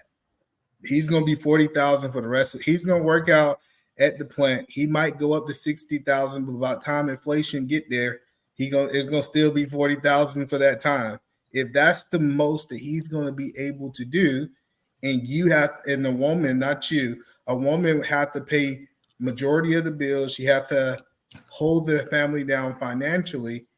Should she even consider him as an option? See, again, I'm still that one pot person. With that scenario you gave to me, is kind of unbelievable, because I still feel like two people together, one pot, they can increase. Because I just feel like what's mine is yours, and what's yours is mine. We're one. So him making 40 and me making 100, that's 150, 140, whatever. So I don't see it that way. And we can build businesses, because if he's a good man, he has a plan. So he has a plan for his life. And I can't see that being just, okay, I'm only going to make 40,000. He has a plan. Now, if I met a man and he only made 40,000 and he was like, look, I'm good here. This is all I'm going to do. We're going to do that. Now that's a different man to me. That's somebody else. So you don't think he's a good man if he's not willing to make more money? He could be a good man, but that wouldn't be the man for me. I need a man with a plan for life. Like we're gonna do this together. I'm gonna be a good man to you. We're gonna have some kids. We're gonna build together. I'm into building with my man. That's who I am, because that's what's most important to me. So correct me if I'm wrong. We will put all that under having ambition to get more, to desire more. Would you call that ambition, or you would not call that ambition? Ambition? Ambition means money. Translation, woman means money. He's saying it. Say it again, Edelman. Say it again. I will be ambitious. We'll be ambitious. Yeah. Oh, to build together. Yeah. We're going to do these things together. Whatever material wealth or whatever it is we have to do, we're going to do it together. That's how I would see it. And it has to be a man that has that type of mindset. I consider that man a good man. That's what I consider a good man. So, Callie, what do you think about old Tyler Perry? What Tyler Perry was saying? Yeah, I don't necessarily care. I'm also one pot person or whatever like that. As long as he's not lazy and listless or whatever, then I don't necessarily care. He's doing whatever it is that he got to do. We go ahead and I'll take care of the rest. It's not that deep to me. Wrong two women. No. You're the right two women. I think we need to hear that more in this space. Hey, TJ, can you cam up so we can see who you are? Do you know TJ Aaron? Nope. Look, as long as I'm not backsliding and going into poverty, I don't care. What do you think, Arpane? Listen, I did a video on this. Said what Tyler got right and what Tyler Perry got wrong. What he got right is, I think that he's looking at the anecdotal level of the women in his orbit. And let's just take, for example, he's talking about 1 to 5% women who make a lot of money. What women who make a lot of money don't understand, and Ebony K. Williams and other women like her reinforce this in my mind, and I'll get to the point. Women take their hypergamy with them. And here's the one thing they don't understand that men already understand, who are 1 to 5%ers, that the pool of eligibly and equally yoked women for men at that level is small. The pool of eligible men at that level is very small, regardless of your race. But here's what they don't understand, that men readily understand, who are at the 1 to 5% level, that they're going to actually cleave and marry women under their economic level. That's a natural thing. Wait a minute, you asked me, let me finish. Just 1 second. Arpane, we're trying to verify somebody that's in the back, so give me 1 second. I want to make sure I leave TJ off the screen because he doesn't want to be on screen. TJ, I'm not very familiar with you, so we do need to make sure we screen you, brother. How do you know about the Aaron O Show? Out of curiosity, you can hear me. I can hear you. Oh, all right. I've been watching for a long time. I learned about you from Anton. really, Fight Club and stuff like that. But I've been Fair watching enough. for a long time. Fair enough, sir. You can turn your camera off if you want to remain anonymous. All right. You want to All right, respect. go ahead, E. What you want to ask me? No, I'm new to this internet thing. When my mind went squirrel, and I just got back. So you said, but I did hear what you said. You said what he did right was that. So this idea, this is what I don't understand about this whole situation. Let me tell you what I don't understand. I think if a woman's making $200,000 and the guy checks all her boxes outside of finances, kind of like what Security Boss saying, his $40,000 is contributing to the $200,000 that you got. So y'all making $250,000 together. But so let me finish. if he never go out and make any more money, because I get you say he should be ambitious. I get it. You want to take your 240 to $1 million. I get those things, but I know guys that are like school teachers, and he's never going to go out, and he's a great guy. He's never going to make 100,000. You didn't let me finish. You didn't let me finish because I agree with you. Pull back to you. Go ahead. I'm sorry, AMP. Yeah, I agree with you. What I'm saying is this is something that men have understood who are at that level. I'm saying when women reach that level, they have to understand the same thing. That you're going to have, and we see proof of that. Tabitha Brown is proof of that. And her millions. And she married a good man. She's not like Nicki Minaj, who just married a guy who just got put on house arrest. But it's kind of the same kind of thing. It's harder for women at that level to find men equally yoked at the 1 to 5% level because the pool is very, very small. Men already understand that. So you're right, Eda man. A woman who's discerning and not really concerned about the fact that she has a lot of money is she has to look for men who provide 3 of the 4 P's. Provision pretty much ain't going to be one of them because she has money. But protection, procreation, and problem solving is something a man who doesn't have a lot of money still can do. And one of the things that women at that level, no matter how much money they want, at night, the thunder's out, the knock at the door, sometimes they just want a man that holds them. I got all this shit at work, and I just want you to hold me. I just want you to be there. Women like that kind of stuff. And you don't have to be rich to be able to provide that to a woman. And so all I'm just trying to say is that's where he got it right. But the way he might have expressed it. Hold on. We're going to get to what he got wrong. Let's just dive in what we shared so far. TJ, so what do you think about what we talked about this far? I agree with R. Payne. I feel like good character is a trait that's looked over a lot. Like if y'all put y'all money together and you a good man, there's so many more things that he can do.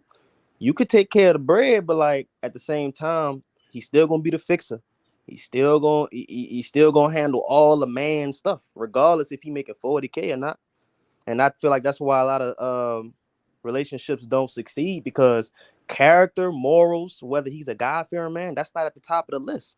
That should be at the top of the list. Money has to come into play, period. But that should not be the number one priority. Like, what do you think the odds of having good character and good morals and duty, that mindset, what are the odds of that type of person leading a relationship to hell? It probably won't happen. You're right. That's what it all come down to me. But I think we suffer from, we don't know how to do relationships. It's me. It's all about us. And we've made money our gods, some of us.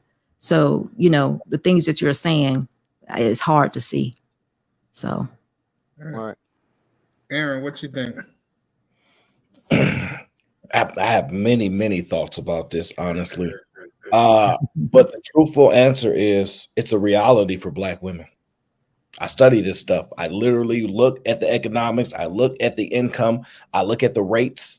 I look at, major cities where they have HR departments in places like that where women can generate more money than an average Black man are. and I look at the education levels, I see where things are going, especially when you look at younger women. I know where this is going to go. And ultimately, I think this is a very broad conversation, but I think women are the ones that are going to have to make the adjustments because it's uncomfortable for them, because they don't know how to properly evaluate and value a man. They don't even know what that is. In this time, they don't know how to do it. And so ultimately, what women have said is this is what I've noticed. We want you to be more a present father. We want you to care more. We want you to show your feelings, things like that.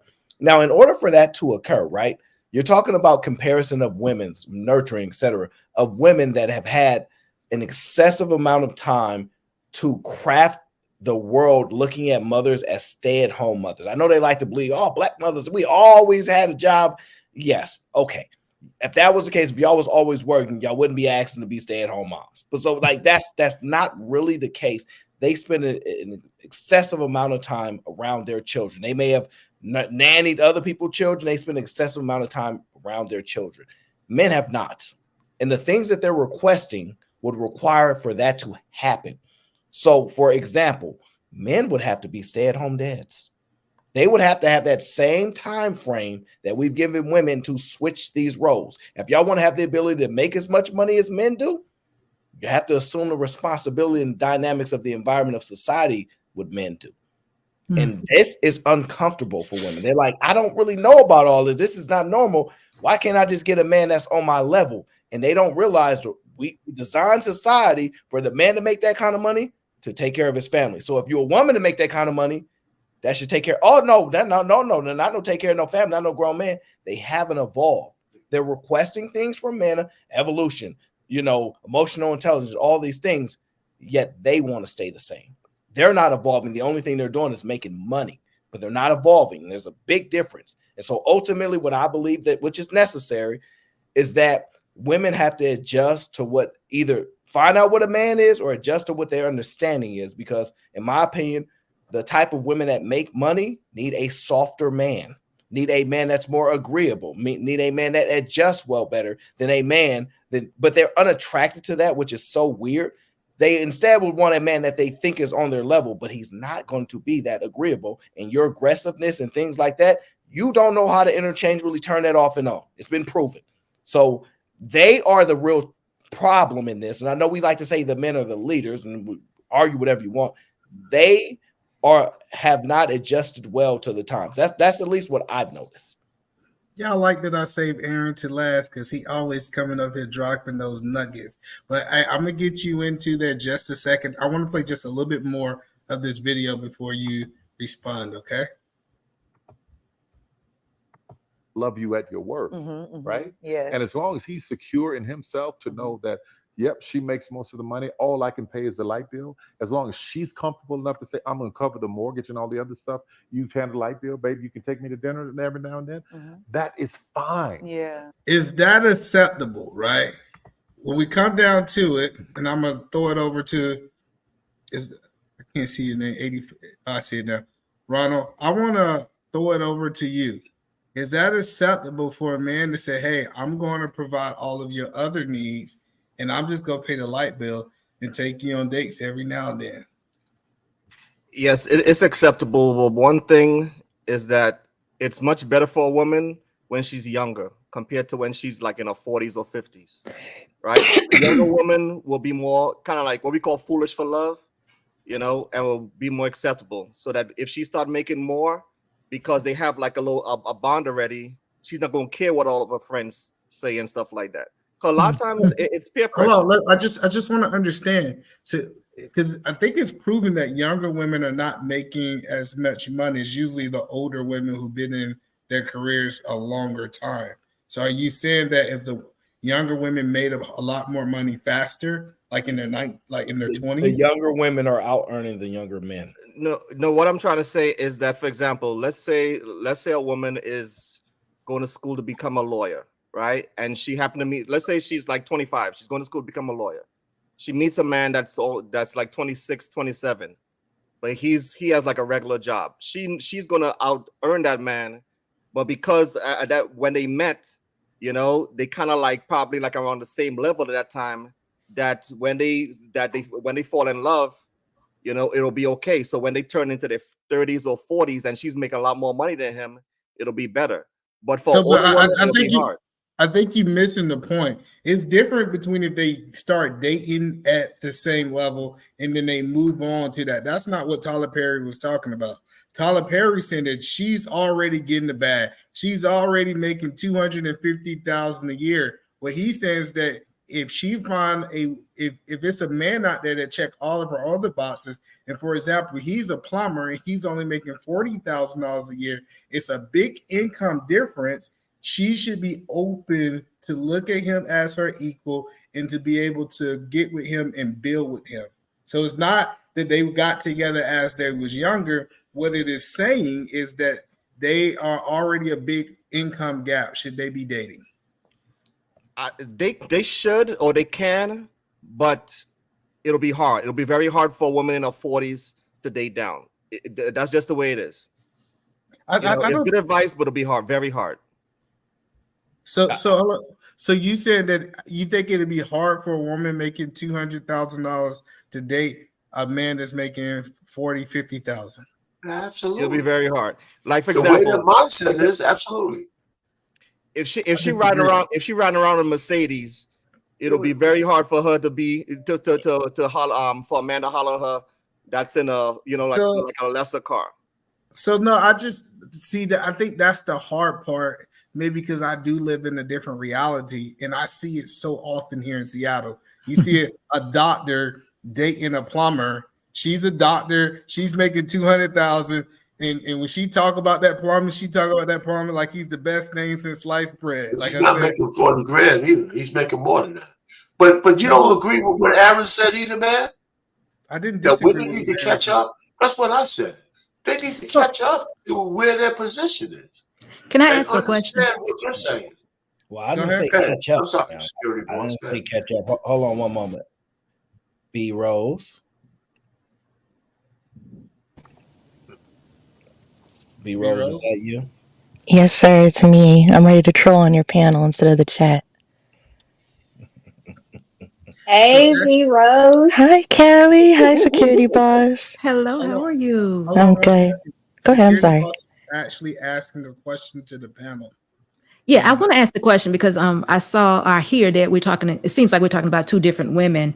Either man, you have a scenario or an idea of a woman, and it seems like Ronald has a different idea of a woman. But my question is, what is it that you all would say? And Aaron, I want you to answer this too. And our pain. What would you all say that money actually does for women that would, give us the different scenarios or the different type of women? What does money, or what do you all think that money actually does for women?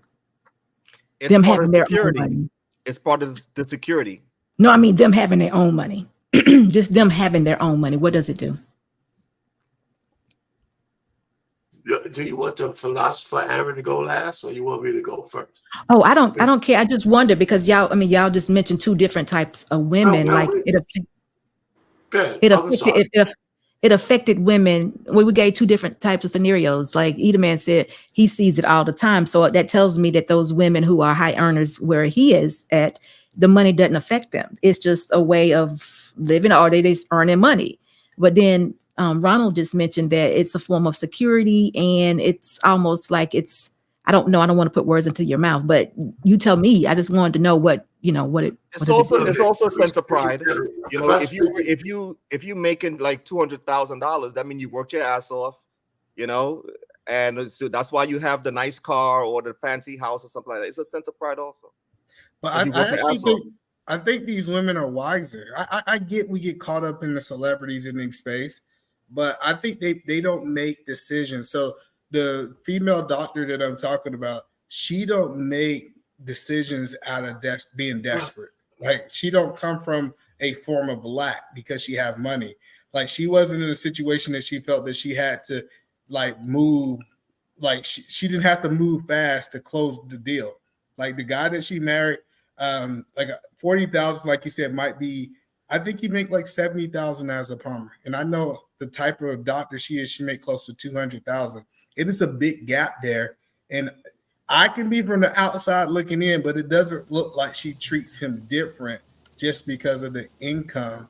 Because I think she wasn't making a decision based off money; she was making the decision based off wisdom and knowledge. Hey, Eda Man, how old was she when they first met? She was about, I think they got married at 34, 35-ish. Yeah, so that's what I was saying. You know, like somebody younger, like I said, it's much easier the younger you are. I mean, that's still pretty young, you know, compared to like somebody in their 40s where you like well established. You know, listen, you're not, there's no right or wrong answer. You can only speak in this in generalities. I know women who make more money than their husbands as well, but in general, women themselves tell you about what they expect from the men in terms of making money. Women in general don't want to think that they're paying for a man's way. There's a lot of women that it's not a character thing, it's a hypergamy thing, right? So what I'm trying to say, it's not absolute, because so there's a lot of examples, like you say, Eda Man, about women who make more money than their husbands. And what Ronald said was that established earlier on. A lot of these things are true, but in general, and not just in these spaces, women would like to have a man either equally yoked or making more money than them. They say this themselves. They just say it all the time. I mean, I don't know whether it could just be these YouTube spaces or not. Wait, let me finish, and you can refute me and all this kind of stuff. I'd like to ask a question too. But let me just end it there. So I'm not saying what you're saying is not possible, but it's improbable. This whole thing about house husbands. Listen, let's go to that, Aaron, because you're right. I believe that if they want to have equality to men, they have to understand that, because men routinely don't have issues with housewives. But women, let me finish, Evan. Women don't routinely accept house husbands. They don't respect these men. They don't. We get what you said, but no man accept a woman just laying around doing nothing either. I didn't say that. You said that. A housewife ain't just laying around. She's doing all kinds of stuff. No, listen. It's a reason I said that. Most people want your spouse to be doing something. You know, I never talked about having I don't say I have a housewife, because I don't have that. I have a stay-at-home mom. Mom is an important part of it. So your definition. I let you speak. Give me a second. A stay-at-home mom and a housewife is something totally different. So stay-at-home mom. So I say stay-at-home mom. Let me change it to stay-at-home mom to your definition. A woman accepting a stay-at-home dad is not the same as you accepting a woman. I think it happens more often than you think. No, it doesn't. No, it doesn't. Okay. It just Can seems we like be real and act like people, like the men in these spaces actually respect a stay-at-home wife or a mother until they actually talk about it? Because they say that's what they want, but then when y'all talk about y'all general, not y'all personally on the panel, but when they talk about a stay-at-home mom, they talk about how she just sitting up watching soap operas and ain't doing nothing. So can we just be real about that? No, I like Eda Man's definition. Whatever you have your stay-at-home mom doing, let's start from there. That she's productive. Let's just say she's productive. I think women, especially if it's the guy that she desired to be with, I think she would be open with, especially if she can make this type of money that we're talking about, being able to make. Hello, bro. Listen,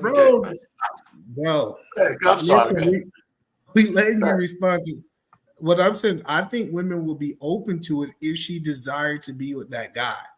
Now, if she don't desire to, like a woman, especially if he's pouring into the kids and he's bringing value to the kids, I just don't see that her having a problem with it, especially if money's not an he's issue. got the fake nipples on, so he's milking the kid and shit. She comes home and then at night he's supposed to be king in the bedroom. What are we saying, man? It's just Okay, so since we're back to jokes, can I ask my question? Yeah, go ahead and ask your question. Okay. Hi. So I can appreciate DJ's response, right? I think there are a lot of things that should be valued in a man before his pockets, right? But how come all the things that are synonymous with a high earning potential is desired by men, is sought after by men until it gets to what the woman wants to obtain from the man or find in a partner. How come all that matters except when we're talking about what quote unquote a woman deserves? Can What do you ask mean? that question again? So Yeah, I'm fantastic. confused. All the things that are synonymous with a high earner, like their motivation, their forethought, their consistency, the reliability, all that matters to men, and is synonymous with being a high earner. But suddenly, when we're talking about when a woman wants a high earner, or a woman wants someone to kind of match their drive when it comes to money, well, no, you should just accept. Should not accept that. I don't really understand why that gets to Alibab, go can out you the window. translate? Because you nodded your head. She's not asking the question properly. Yes, I am. I'm I telling can. you, you're not. I think All I right. understand. Hold on, no, we're not going to interpret it. Callie, can you translate? I mean, okay. So, a man who's a high earner, he has good decision making skills. He's very respectable. It's all these positives. But when it's a woman in that same position, and it's, oh well, she can't, she probably gonna flop it, or she doesn't really make good decisions. It's probably because what her man told her or something like that. Yeah, that's basically what she's pretty We're much not. Never saying. heard We're that. Not sure if she's quite. hold on. Not quite. Well, no, Yeah, I think I she. understand what she was trying to say. Okay, Hold on one What she second. was I can repeat myself. I promise One you more have higher time. than an 85 IQ. I No, got this. I just want you to break it down to a C student. Okay, I do got a I'll be degree, very, very but simple. I was When you think of a high earner, just to yourselves, you think this man has all this drive, all this passion. He's a high value man, right? no. And that's what women are seeking, and we need to qualify for that. But when you're actually looking just at what you think a woman deserves, then all of those traits that come with a high earner, well, you don't need to. You just need to qualify. You don't get to qualify for that kind of man anymore. We have to almost, what does Jay Prince call it? Diminish. We have to diminish what we want and to qualify what you think we deserve. I get what you're saying now. Let me attack Is that those first. better for you? Okay, No, thank you. I get what you're It's saying what now. she said from the beginning, and I don't agree. It's I not got what it. she said from the beginning. That's I not. I got a question though before, because I'm not quite understanding it either, because I think it's kind of changed for me. But when you say what the woman, I haven't heard anybody put or change or put any kind of parameters on what the woman deserves. All the things that Tyler was saying were supposed to be that what the woman was asking for. It's just that one thing is that his earning potential at this particular time doesn't supersede hers. So I don't think, I mean, I could be wrong, but if you tell us or you tell me, what is it that we're asking the woman, what is it that she deserves that she's not getting? That's If money. That's what she's trying to say. is that what No, is that? Yeah. I can answer a direct question. Thank you. No, I think we deserve, that's what I said. I appreciate TJ's answer. I think all of those other things should be sought after before money. But I still think a high earning potential partner, like there's nothing wrong with seeking that, because he comes with all those other traits generally too.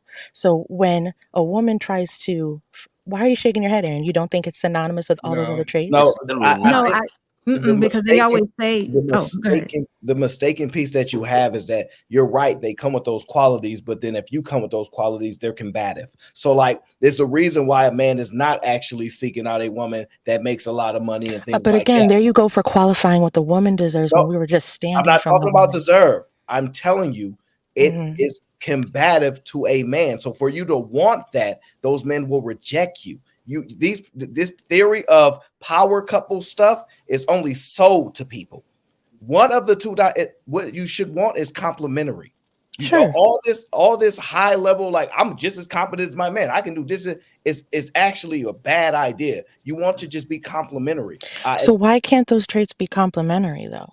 So, but what we said, Specifically, Aaron, hold on, I got what you're saying. But what we said is that what Tyler Perry says, that guy checks all your other boxes, everything that you want. The only thing he don't have is money. So she's not she's not getting what she wants. She's not getting the Pookie. She's getting the guy who checked all of her boxes. He just not earning as much money as she. More money. Right. I think we have a problem in the Black community in general with just catastrophizing. It's like we can have a conversation and preference that this is a good man that you're looking for, but then we'll still get the rebuttal of as if it's the worst man in the world, as if it's the dude that's laying on the couch, or if it's the dude that, if they saying this is the guy that checks the boxes, why are we talking about Pookie and Ray Ray? Because they still want them, but gotta have the money. I mean, listen, it always comes back to that. And like I said in the beginning, a woman who makes a lot of money, like a man does, can want a man equally yoked or higher. But you gotta understand the pool is smaller at that level. You're not gonna find an abundance of guys in the 1 to 5% range. So be the CEO as a female. But you got to understand what CEO males understand, that they're not going to find some plethora of women equally yoked. They routinely marry women making less money than them. And so a woman at that level has to routinely understand that a good man might not make as much money as she does, but he still fits all the boxes. And women don't want to accept that. The issue is this. From what I've noticed with women is that, and I've been saying this is my own little theory. If you're not smarter than them, by default, they think you're dumb. That's just how women seem to operate. They want you to be smarter than them, or if they think they're smarter than you, there's a problem with this relationship. This is where it really comes down to, right? Like, I want to be equally smart with you. And the problem is, I don't want you to have advantages over me. This is what it really comes down to. I don't want you to be advantaged. I want us to be fair and equal, to where you're not like so much smarter than me, but also I don't want you to be not as smart as me. So they're trying to find that balance because they don't know how to be in a relationship with somebody that they might be actually smarter than and it actually work out. But they would want a man that's possibly smarter than them and want to work that out. So ultimately the problem comes, at least what I'm noticing, is that they're asking for what they bring to be matched. But what if a man overwhelmingly brings everything better, you smarter than you, taller, you're stronger than you make everything better than you, you're like, well, I could take that too. So ultimately what you have to understand is that reasonably so, you have to look at just being complimentary, because in this day and age, women can generate a lot of money because they are special. They might have a skill set that in this current society just make them I can't match that. If I go on TikTok and you dance and you just a dancer, not doing anything that will make you embarrass your family, but whatever, you're popular, you can generate a lot of money. That's something that man cannot do. He can't touch that. And so what he's saying is there are just some times when women is just, hey, you just might have a brilliant mind for whatever, for the science, whatever, an architecture, and you design the best buildings here, and you bringing crazy money home. Your mind puts you on another level. Ain't nothing you can do to find a man to accommodate for most parts. And if you try to find a man to accommodate, you're picking needles out of a haystack, and you're going to probably deal with somebody that's spending an excessive amount of time away from you. And from what I'm hearing about women is they want a balance, men that's making money and be around the kids. And a lot of this stuff is almost impossible to get. And I don't know why y'all keep trying this stuff, but it's going to get worse. And he specifically said to Black women, and I'm also echoing it, it's going to get worse. For the married women on the panel, you guys won, because these women don't understand. Yeah, they don't understand. They're not going to have the same opportunities as y'all had, because the environment is so vastly different. And they just don't want to evolve. So to be clear, no one's explained. 1 second. Let's get back to Tyler just a little bit more, and then we're going to get y'all ideas in there, okay? That's fine. Yeah. But that's so hard for a lot of people to take in, because it means no. I need somebody who is they need to make 5 times more, and I got to have well, go on, keep your list, baby. Yeah. God bless you. Hope it happens. Go on, keep your list. Go on, keep your list. I hope God bless you, because you go keep that list to the day that you die. That's what I heard him saying. But go ahead, B Rose. What was you about to say? But before B Rose goes, let me just say this real quick. How about the other side of that? Not a tangent. I'm gonna let you go. I'm gonna be real quick. How many women, no matter where they are going to accept men being home as stay-at-home dads with their kids, with the fake nipples on, feeding a little baby through the nipple and shit, and all of that kind of stuff? I mean, it's figuratively speaking. This guy's home doing all the house husband stuff. She's out there making the alpha money with alpha men chasing her around all day long. And then she's going to come home, give you milk money so you can go ahead and get a beer. And at night, you're supposed to be king in the bedroom. Come on. Well, we know it's not going to be accepted by you, Arpan, because you're talking about pasting on nipples as if people can't pump breast milk, freeze it and unfreeze it and feed their child out of a bottle. But go ahead on. Ain't nobody going to respect you. You keep talking like that, Mr. Payne. Can I just ask that? Hold on 1 second. Go ahead, B. Let B Rose go. So I'm sorry. A better Hold on 1 question without second. the jokes, right? What exactly does that structure look like? So, because even security at Boss kind of nodded her head to like, I don't mind being with a man necessarily doesn't make as much as me, but he needs a plan. I need to follow a man with a plan. But then a qualifier was, what if he is okay just making $40,000 a year? And then the woman's coming in with 80, 100, 120. We're not talking about 40 and 45 where you really shouldn't be looking at each other, any differently. We're talking about a significant double, maybe even 3 times as much. Let me finish my question. Thank you. I'm not you, security boss, but what exactly does the structure of that household look like? Because I feel like there's a general consensus that men do not want to be in a quote unquote submissive position, but what? Okay, so let me share with you what it looks like. Let me give you the scenario first, security boss. I want to do the ground level, right? All right. So say for example, she's in the Zec at Facebook, right? She's making 200,000. He is a PE teacher. Instead of him saying he want to go out and make more money, he decided he want to pour into young men coaching football, basketball, which we know doesn't pay more. Really, they get like a little stipend, but it's not a big deal, right? So that's the scenario that she's a CEO in her field. He's a PE teacher. He get out the same time the kids get out of school. He's home with the kids when they get out of school. That's the scenario. He's not just sitting at home doing nothing. And I'm gonna let security boss address it. So B Rose, a lot of times these men that we talk about, the men switches.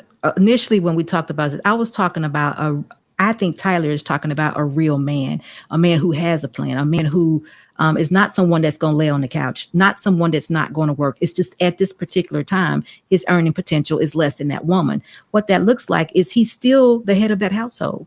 He still has that discipline and that structure and that foundation for his marriage that's necessary. He's still honoring that woman. He's doing all the things a man would do himself if he made $1 million. Nothing has changed about him. It's just he hasn't came to that million yet. So the woman who is making, just say she was in real estate and she made $200,000 for years, and now she meets this man. He's an entrepreneur. He's got a plan. He's already told her what his plan is. And then guess what? What if he comes to her and he said, you know what? I'm gonna show you how to build wealth. So this is what we're gonna do. I understand that. And I think that's why I think what TJ was saying was incredibly fair. But the initial example was a man who was comfortable in his position, right? That's a different man. Here's my thing though. He's comfortable. The thing is I can see that man being a good man outside of money. Absolutely. All those qualities that he has. But I don't foresee that man being able to direct, like, what position would he have in like huge financial decisions other than accepting his insight, his opinions? But really, how is he going to be the drive in that when he hasn't reached those? He's not capable of that financial direction. So how are you going to give me direction in that arena? Y'all mad. Guys, 1 second. Can I answer that? Hold on 1 second. J Hub been patiently waiting. He haven't had a I chance apologize. to speak yet. So J Hub, do you want to ask her a question and tell us what you think about the conversation so far? So glad you waited until now. I feel like um, a lot, like what Security Boss been saying, is the right points. But let's be honest, as a man, right? Just because some guy got a fedora on and he got some good talking points and say he can lead a family, you got to have results, right? I don't, man, you can come up here and talk every day on fight, every weekend on Fight Club, but if I can't, prove what you're saying to a certain extent, you get what I'm saying? I'm not gonna believe you as a man. You know what I'm saying? If you ain't got you got to be able to kind of prove your talking points. I'm not just gonna believe you just because you say you got an idea or you can talk a good game and feel like you can articulate yourself and stuff and make yourself sound like that you can be a good leader. Um, me as a man, I look at people on their results, right? I judge other men. I deal with men all the time. They come up here and talk all day long, but if you can't prove, you can't show and prove what you're talking about, you're just talking.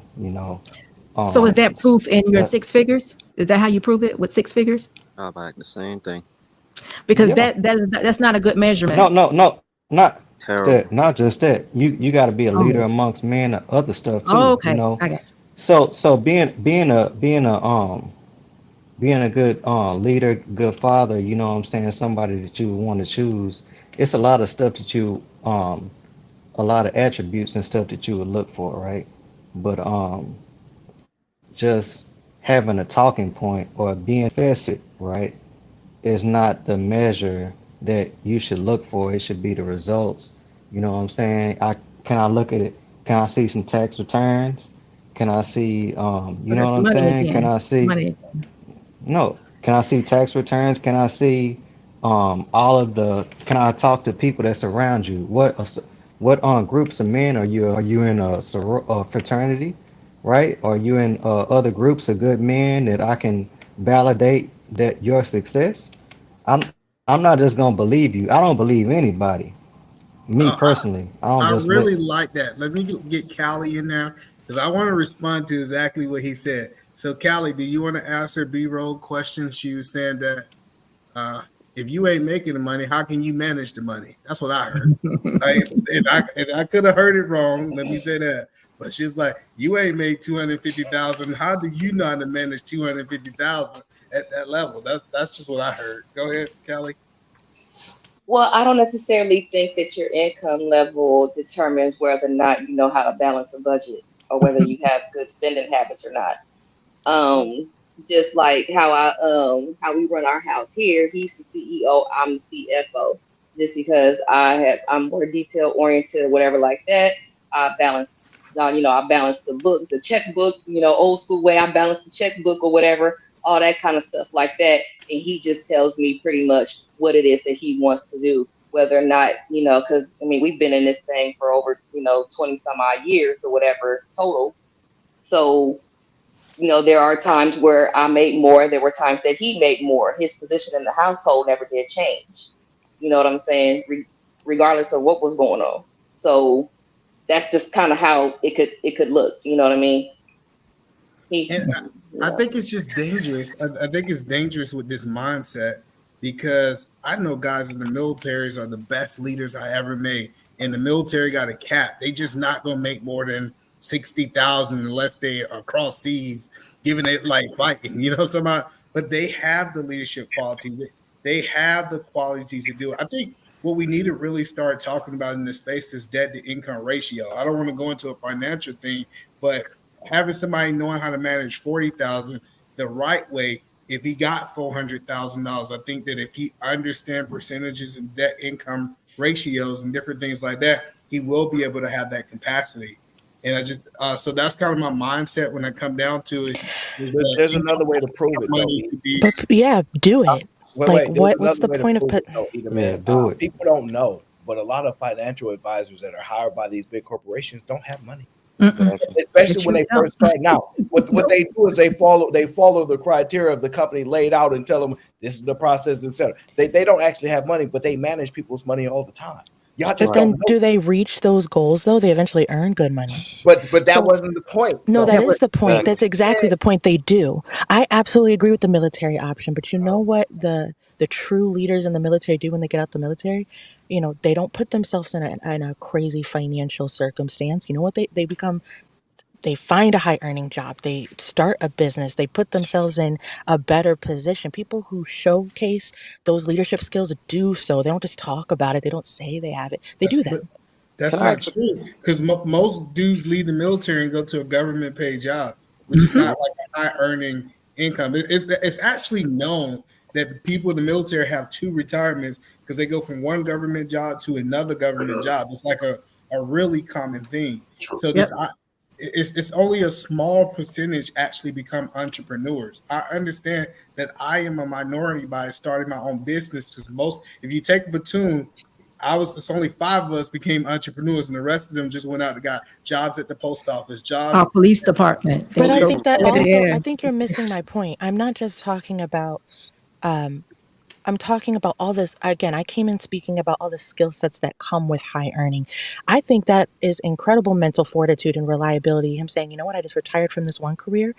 That's, you know, my comfort money, maybe my investment money. That's my backup, plan. And then he goes out and gets another job and then is capable of retiring from that. Like, those are also the same skill sets that come with it. That's what I'm saying. The guy that I think is the best leader I ever met is a peewee coach. He went to the military for 40 years, and he went to go spend time. That one man is great, ain't he? No. The point. No. The point that I'm saying is that just because you're a leader, it doesn't always equal money. It actually rarely. But Eda Man, let me ask you a But question. was he married? Eda Man? Eda Man, Was he married? Let me ask this question. That's my point. Isn't the point here, what can a woman tolerate out of a man if he's making less money than she is on a general level, whether he has ambition or not? If I have a relationship, complimentary otherwise, with a woman, we're married, how does he maintain leadership with the general woman and the respect, which is the number one thing I think a lot of men want from their women, that can be sustained over a lifetime if she's the breadwinner? That's what we're talking about. Now, does he have to read books? Does he have to prove to her that he's a man? What does he have to do? Because I'm hearing a lot of stuff from the ladies here, but I'm still not convinced. Well, a couple of ladies, maybe because they're already married. I don't know, Rose. But the truth is that if a man and a woman are not equally yoked financial, a lot of those relationships don't work. Because he doesn't have, but I'm saying not all of them, but a lot of them don't. And I'm just trying to say, if it's not money, then what is it? If it's not money, then what is it? If you can't describe what take leadership and respect. Say what? Are you describing what equally yoked is without mentioning money? Is that what you got to do? I am talking about money because listen, I don't want to be just tainted by these YouTube spaces, okay? Oh, but you are. You are. Let me just say it's taken over. If you're saying that the majority of relationships outside of these spaces doesn't matter whether a man makes more money or not, then I'll concede that. But I don't think that that's true. Jesus Christ. I don't think that's true. So, if I could read Shakespeare and I make $20,000 a year, is that enough? I mean, what are we talking about? Yeah. So the answer is say that women don't hold a man's money against him, or they don't measure him by money. I think that's cap, because women do. All right. We hear you. Let me read the super chats. Grizz says, I think it's more important that they leave the money. He's mentioned, if you're gonna divorce me, I don't want to hear all that. Leave my money. J Hub says, good luck listening to Medea. Well, Medea made a lot of money. They say that Medea's a billionaire now. John the Baptist says, what a wife earns, she submits to her husband regardless, right? And see, our pain, what you are speaking to is about what you historically know, right? Let me give you an example, right? Because B-Roll said, what does that look like? What does letting women in the workforce look like before we let them in the workforce? We don't know. And no, I'm just saying we don't know. I So got you. That is a false equivalency, but okay. That was maybe terrible, wasn't it? listen, Try maybe again. I'll give you the opportunity. Go ahead, try again. Give me no, another I one. don't have to try again because the people that can understand will understand. And if you can't Oh, understand, right. Can I ask you a Yeah. question? the point that is being made is that sometimes we don't have the example. It's been built in real time. And because we're collecting data, we don't know how it's going to turn out. So when you keep saying, what does that look like? There are no leaders in that space. We're actually adjusting and evolving the model because we didn't have a model of a ton of women in the workforce before. They still came in and did it. And we've been adjusting ever since. So now when you're seeing those dynamic change the environment of society, you're watching the outcome of that impact. And So why there's so I didn't many mean to. women? 1 second, Mr. Payne. I just want to respond to that real quick. Tyler Perry. So then why speak in absolutes outside of that? For example? For example, men are like this, men do this, we're protectors and providers in this. If everything can shift and you have to work it out simultaneously with that shift, why ever speak in absolutes and put people into roles? Most people don't speak in absolutes. It's just Really? They don't actually. It's just when men speak, we don't over accommodate for how women interpret things. So when even men say, "Oh, y'all crazy," That's an absolute right there. That's what I'm when making men don't do this for this circumstance. Now, B Rose. Now I'm listening to you. You make it a point for you to correct people when they cut you off a lot. I'm listening. I'll be silent. I apologize. I'm gonna be. So the point was when either man says, "Man, all these men are leaders," like I know that he don't mean all men. And I don't need him to accommodate my brain to know that he don't actually mean it. It's just how men talk. And men don't have to accommodate how they talk just because you're a woman. Just like a woman don't have to if she don't want to. However, to effectively communicate, you could say, hey, when you speak like that, I don't take it that way. But I'm saying when men speak, we know we mean. So I don't think nobody actually speaks in absolutes because I know I'm smart enough to know that that's almost impossible. So I don't need you to change a word or some verbiage for me to accept that we're not actually speaking in absolutes because we can pretty much almost always find something that's a loophole or something that's a minority in the situation. And why not ask for clarity? So yeah, hold on 1 second. I want to get that is not what speaking in absolutes is. I understood him perfectly. Hold on 1 second. Security boss, I want you to jump in there. So I got a question too. B Rose, I understand what you're saying. And I think we were just trying to explain what Tyler was actually saying. But if a woman can actually have that man that has all those things that she desired, that's outstanding. That's just outstanding. But what he's saying is just don't miss a good man holding on to those desires. And what's most important out of all of this is make sure when you are dating in a relationship, never marry a person that you don't trust. Because that's what it comes down to. Because if a man is not 6 figures or hasn't made that million, but he's an outstanding guy at the beginning of the relationship, but you don't trust him, he's not the one for you. But if you have a man that has all this money and he's making double you or what have you, and you don't trust him, he's not that guy either. But don't fall for that guy because you think he's that guy. So you still, I'm sorry. Keep going. So you still need to make sure that you're trusting the person that you are beginning or want to tie your life with. And that's a big deal because see, sometimes it sounds like when I'm here in these spaces is that we'll trust the money, but the man that you all are describing that doesn't have the money, he can't be trusted because he might be a lazy, slothful bum. But the man that has the money for however he got it, he could have been a scammer, who knows what, you know how y'all paint those scenarios. He is the one that I trust because he has the appearance and he may look as though he has it all together. So still make sure you are trusting the person that you're tying yourself with or to. And then I just learned in my life, it's times that I had a whole bunch of money. There's times that I didn't have any money. Like this idea, it comes and it goes. Yeah. And we saw what happened in 2008. Everybody who had money didn't have any money. You know what I'm saying? So it's just those things that when we know that money comes and goes, you really don't want to be making decisions off money. And I think that's what Tyler Perry was saying that in that whole statement is that, hey, find something that you can build with. Because truthfully and honestly, since I've been married, I say that I made a lot of money because I was married, not because I'm great. Even though I think I'm great, I think it was a lot of things that my wife had put in place that said, hey, check this out. We can multiply this and multiply that. And it contributes to both of our wealth. Either man, think about it like this, right? This I've been saying this for a while, and I can prove it tons and times over. Right? Women don't want equality; they want they lick back, right? And it's proven when you think about it like this, right? You hear B Rose, and she'll say, "Well, how come a woman?" If she's doing well, if she's confident, if she's doing excelling, and she has all these skills, how come this, that? Well, think about it like this. Why does a man have to qualify? Because when it's the inverse, the woman is supposed to qualify, right? Well, let's try this out. If a man is making all the money, right? You know what a woman will tell you? Just because you're making all the money don't mean anything. I still want a voice. I still want in on the decision, right? Why can't you then in turn say the same thing to the man?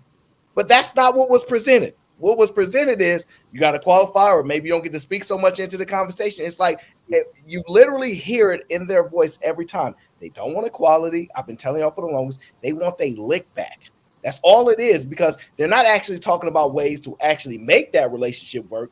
They're talking about ways in which they've been upset because when it was their turn, it didn't go the way that they possibly wanted. So let me get my lick back for a few years, and then we might come back to the drawing board. Because realistically, women don't always say, I don't care if you're making all the money. That don't mean nothing. I still want a voice. My opinion matter. I still want to say so. So why are we eliminating a man's say so, voice, opinion, and all that when he don't make almost no money? He just probably stay at, work from home dad or whatever you want to call it. Either man, I don't know the word or choice you use, but he takes care of the family at home.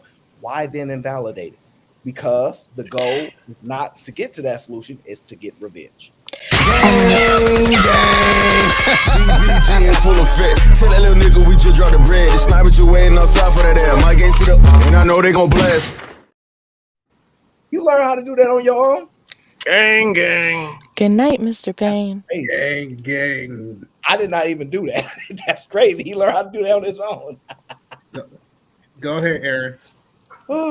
Good night, Art Payne. Also, nobody use either man's PE teacher scenario. Just because somebody is reliable or a leader doesn't correlate to being rich. If these tech dudes said they was better than y'all off money, it get hectic. Oh, I see what you mean. Well, better off than y'all. Y'all get it. Yeah, better off than y'all. It get hectic. Well, I'm just saying. Now, B Rose, I'm sure I said something that you want to respond to because you're in your troll mode, so feel free to. Don't dismiss what I'm saying. I'm not trolling. I'm being serious. No, we're not. Okay, here is my question though, because I want to say I do agree. What you're saying should be, that's fair, but who exactly are you? And I know you don't mean me directly, but do you mean my generation? Because when I'm 25, when has any 30 to 25-year-old in my demographic experienced anything you just said? I have grown up my whole life sitting boy, girl. I can be anything I want to be. Men cry too.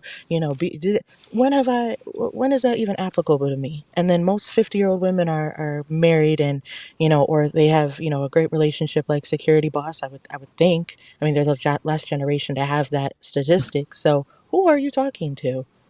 You mean like women that? No, so don't look incredulous and engage with what I just asked. No, it's not about engaging. It's trying to understand. What do you mean? How does that apply to you? We were speaking about, once again, women that made more money, substantially more, whatever the case is. You mean like that doesn't apply to women that can do that?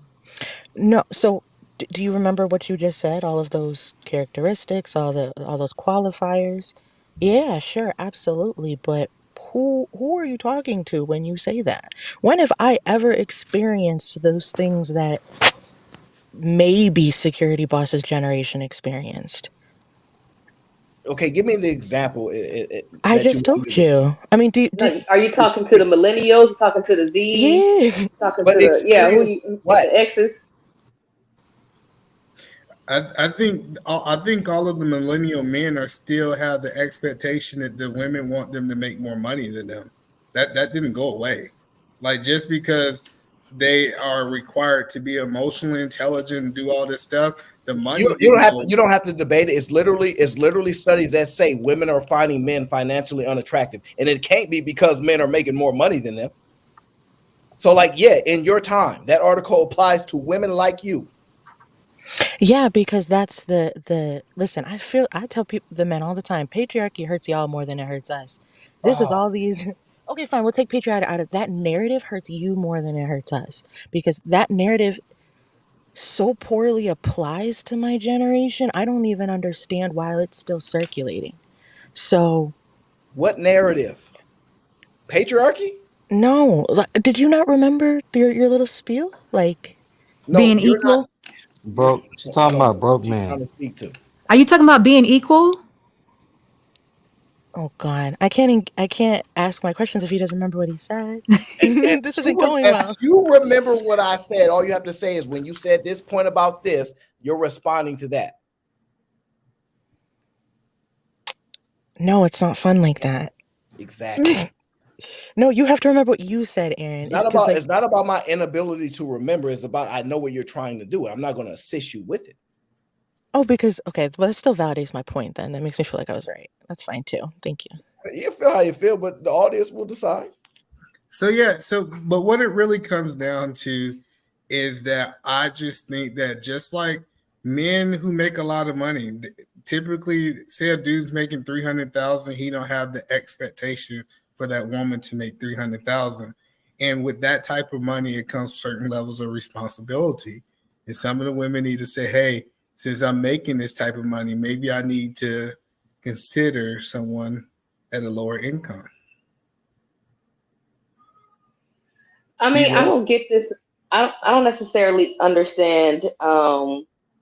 Like to B's point, I don't necessarily understand why this whole thing about the man needs to significantly out earn the woman narrative is still going on. Because I mean, just from my own anecdotal experience or whatever, dealing with the older folks, everybody around me that was older than me, both people earned about the same amount of money. Oh, okay, I see the problem. You know what I'm saying? I see the problem now. That's Nah, not he what doesn't remember, Callie. No. Oh yeah, no, trust me, I remember what I said. You just can't repeat it, and that's what you're struggling with. So, Callie Beth, the problem that we're having is that we're speaking to what Tyler Perry said. I understand the past. I understand ground. Right now, black women are on a trajectory to out earn black men. It's happening in real time right now. And as they continue to go to school and continue to get jobs, because a lot of different factors to why they're more available to be hired than black men are. However, with black women overwhelmingly want black men, and if they would date out, then we probably would have less of these problems. But that's up to them to determine. That is actually the issue. So dealing with the fact that it's not about y'all earning just about the same set, it's the fact that black women are going to earn more. And I don't care. I don't care if it's a small amount of money more, whatever the case is. He's just speaking to being able to identify that if you had to remove money, that this is a sad part, because a man makes his decisions about a woman without no money being involved. But that's because typically he may be the one making the money or may not, right? But if the woman is the so-called one that you have to live within her means, hypothetically, right? How is she going to determine what type of man she wants to be with if she had to remove money from being an option of the conversation? And women are proving that they're struggling with that. And what I really hope is that people kind of embrace what Security Boss said earlier. You shouldn't look at it as your money, especially in the marriage. You should look at the family is making $250,000.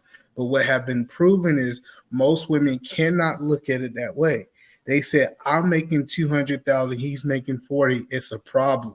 And truthfully and honestly, if you're making $250,000 a year, finances should not be a problem regardless of who's bringing that income in. Hey, like I said, both men and women done bought into that. Yeah, I mean, both men and women have bought into that though, as far as keeping the money separate and all this separate accounts, stuff or whatever. I don't necessarily get it, but I mean, it's been bought and sold by both genders. It's doing whatever you can to be single or be separate. One pot. I kind of get it. Aaron, just let it go. No, I'm just kidding. No. I'm fine. I'm fine. I understand why. I understand why the one pot rule affects a certain group of people a certain way, and I understand why younger people respond differently. because they've been told many different ways to look at, like, you still, like, they hear a woman say, my kids have moved out, I have no identity without them. So then they hear, okay, I still need to have my own life while having our joint life together too. I don't want to just be only about you or you, and then I lose myself. So there's so much information that people are trying to figure out, because the fear of failing is the problem. The fear of failing, and it's causing them to go like, okay, so if we just do this, hey, I have my money, you don't judge me, you have your money, you don't judge me, and then we put the pay the bills here, fine. But putting everything in one pot, no. And that's the complicated part, because these people think differently, their habits are different. Hey, I think, like I said before, I think it's just peer pressure when it comes to women, because when a woman finds a man, right? She tell her girlfriends, oh, I got a new boyfriend. What's the first thing they're gonna ask? What does he do? How Right? much money you make? And if you're saying, oh, he's I don't know, he's a school teacher or something, right? And she's like a CEO and something, you know, she might feel a little embarrassed. But me personally, I don't give a damn. You know, at the end of the day, if you find love, it's a blessing, right? I know we got some Christians in here, right? We always say, oh, I'm a root looking for a Boaz. What did the Bible say about Boaz? They said he was a worthy man. Even though he was rich, they never said he was rich. They said he was a worthy man, right? So at the end of the day, if you, like I said, we're supposed to be one flesh, like you said before, right? So if you meet somebody good, it's a blessing. If both of you, like you said before, if both of you money, when you put both money together, you guys not living under a bridge, you know, go for it. Callie, you muted. You muted. It's not about love, it's about duty, remember? Can somebody correct me if I'm wrong? Earlier we was just talking about women not accepting men making less, but now we're saying why is this narrative being pushed as if women not saying they don't want men making less than them? That don't make no sense to me. Well, yeah, I mean, that's kind of the question. I'm trying to figure out, why is that still a thing? Because even with a lot of boomers too, both people worked, and both people in the relationship made about the same amount of money. It wasn't a whole bunch of, from what I know, from what I've experienced anyway, it wasn't this big significant gap in the man out earning the woman. They pretty much made about the same. So yeah, that's what I'm trying to figure out. So not trolling. Yeah, not trolling. My question to Aaron was essentially, there is no opportunity for anyone in my generation to not work in a 2-income household. Like, we're talking about to work in a 1-income household. Like, women will have to work, the man will have to work. There's maybe a small percentage that won't. You're shaking your head with the cost of living. You really think an entire family, 2 parents, children, can live off of 1 income? How much? Okay, let's play it out. How much does So I stay in Chicago. No. Okay, You don't get to choose where you stay. You don't get to choose Why where you stay. not? I stay here now. I'm answering your question. You don't get to choose where you stay if your only desire is to make sure you don't have to work, and you're in a house that's provided for by a man. Wait, why is that the qualifier? No. I understand, but I'm not trying to. This I'm actually trying to, like. Why is that the qualifier? I'm telling you why that's the qualifier, all right, go ahead. Because we understand how society works. If they can drive up your desires, the cost of living, they will. Now, what you're saying, what you want is women can't be a stay-at-home, and they can. However, it comes with other limitations. As far as where I live in a major city, Targets everywhere, Walgreens everywhere. But if I move to Idaho, and this is an arbitrary statement, and buy a piece of land, and hypothetically, let's just say, spend 30, 40 grand on a container home from, I don't know, let's say the Home Depot, right? I then effectively control the land, become an owner, put a home there, and say, oh, you don't have to work anymore. I got this. And that can be done, and it will be done. However, what the request is, I want to live in Chicago, or I want to live in the Bay Area because I like the weather. Even your example is so unrealistic. So you're telling unrealistic. Okay, here's the thing. For everyone wanting to live on a 1-income household, exactly how many jobs are popping up in Wyoming when half the country moves there to not work? Are you to be really clear. serious? To be in clear. 2023, as many wireless, like stay-at-home jobs you can get that make great income. Great. So then again, we're not all moving to Idaho and Wyoming. So a lot of us are still gonna stay in Chicago. Because, well, let me answer your question. Because those women want to work. They want to generate money. They want to be CEOs. They want to be execs. They want to generate money. And in order to do that, you're going to be in the major cities typically, right? Because that's where the money is generated. However, if you speak to a lot of the women in the South and places like that, that's not major cities like where I'm from, you'll find out. As a matter of fact, do me a favor. Just try to go listen to Dave Ramsey radio show. Don't be giving my secrets out. A bunch of women from everydollar.com, y'all. Indiana, and they'll tell you, my husband makes $46,000 a year. We have 4 kids. I don't work. I'm a stay-at-home mom. You know, we're barely getting by. What advice do you have to me? Like it happens all the time. Now, did they go overboard? Should they only have 2 kids? Possibly. Absolutely. So. Does it bring a limitation to life? Yes. When you start speaking to what you're speaking to, you're talking about living in an abundance because the things that you're requesting can be done, but can they be done the way you want them to be done? I would say probably not. Not without sacrifice. It can definitely be done. You can actually live off of one man's income, $40,000, and he could, whatever that person Tyler was talking about, you could live off of that, and her money could all be invested if you really wanted it to work. So it definitely can be done. There's many places that we don't have to. We supersede necessity. And it's all about what we want. And women are not interested in living off that one man's income. But they. She said, I'm telling you, it can be done. But the people's desires is they don't really want to. Listen, do I want to live in Idaho? Not really. Not really. But if I wanted to execute the plan, so I wasn't. That can be done, so maybe I would. No, they don't want that, Aaron. Yeah, I was going to say, dudes ain't just still trying to live out in the sticks either. Oh no, right. that's not the and argument. Then again, we got away from my. That wasn't even really. I was trying to go. I'm sorry, B Rose. Give me 1 second. Okay, I'm sorry. I want to just read the 2 super chats that came in. Machine 2, Aaron. I respect you, but the latest PEH studies. I'm just gonna spell it out. It's more fun that way. In the CDC studies, as of 2022, Black men median 43K versus Black women 38K. Where are they outpacing anything? Well, what you are describing are not rates. And I want you to look for the data specifically that speaks to income generated by millennials and zennials in major cities. Just do a quick Google search for that, and you will start to see the data as it starts to let you know that just by the pace and rate, you'll start to see it. Gary Grant says the marriage rate between the eras, millennials 44%, Gen X 53%, boomers 61%, silent 81%. Aaron, it is a farce that Black women will be earning more than Black men. 47% of Black men are in the middle class. Only 13% of Black women are there. Many of those men in the middle class are married to Black women.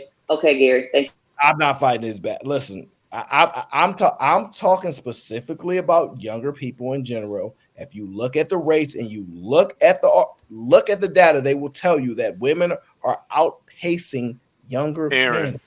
It's not debatable. I've literally done a show about it. Go ahead. I think you're 100% right that younger women are out earning younger men. But my question to you is, I'm not disagreeing with you. I'm not disagreeing with you. I think that's a true statement. My question though is, do you think that trend is going to last you know what? I think that's my own question, because if they're not going to get married, they're not going to have kids, then it will last. So I will bow out. I know what you're going to ask. I will, but I want to ask another question, but I'll wait my turn around. No, I feel like the problem is a lot of people are they're equating or a college degree to the income that we're talking about. Just because people get a college degree doesn't mean that they're going to be the ones that earn at a higher rate. It's a lot of people. It's a lot of men that work with their hands and stuff that make a lot of money that don't have these degrees and don't have, the debt and stuff that these women are accumulating.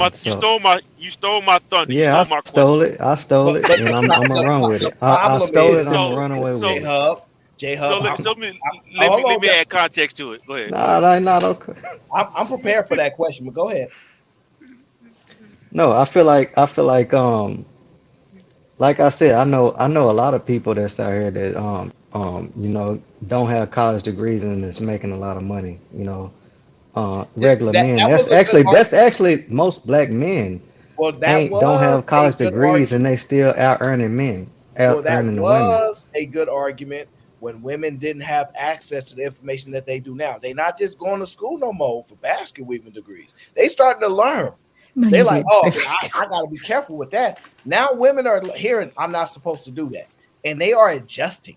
They are absolutely not going to school for these BS degrees no more. They are making real-time adjustments once the information was given to them, and they were able to make an assessment. So, like, no matter what you do with your hands, the majority of people are workers, not bosses, not owners. And so, if you could have a plumbing business, you work for somebody else. So, ultimately, yes. But when you start talking about the trades, because people love this trades conversation, all of those trades, I would tell you that almost all of them don't have people to fulfill those jobs.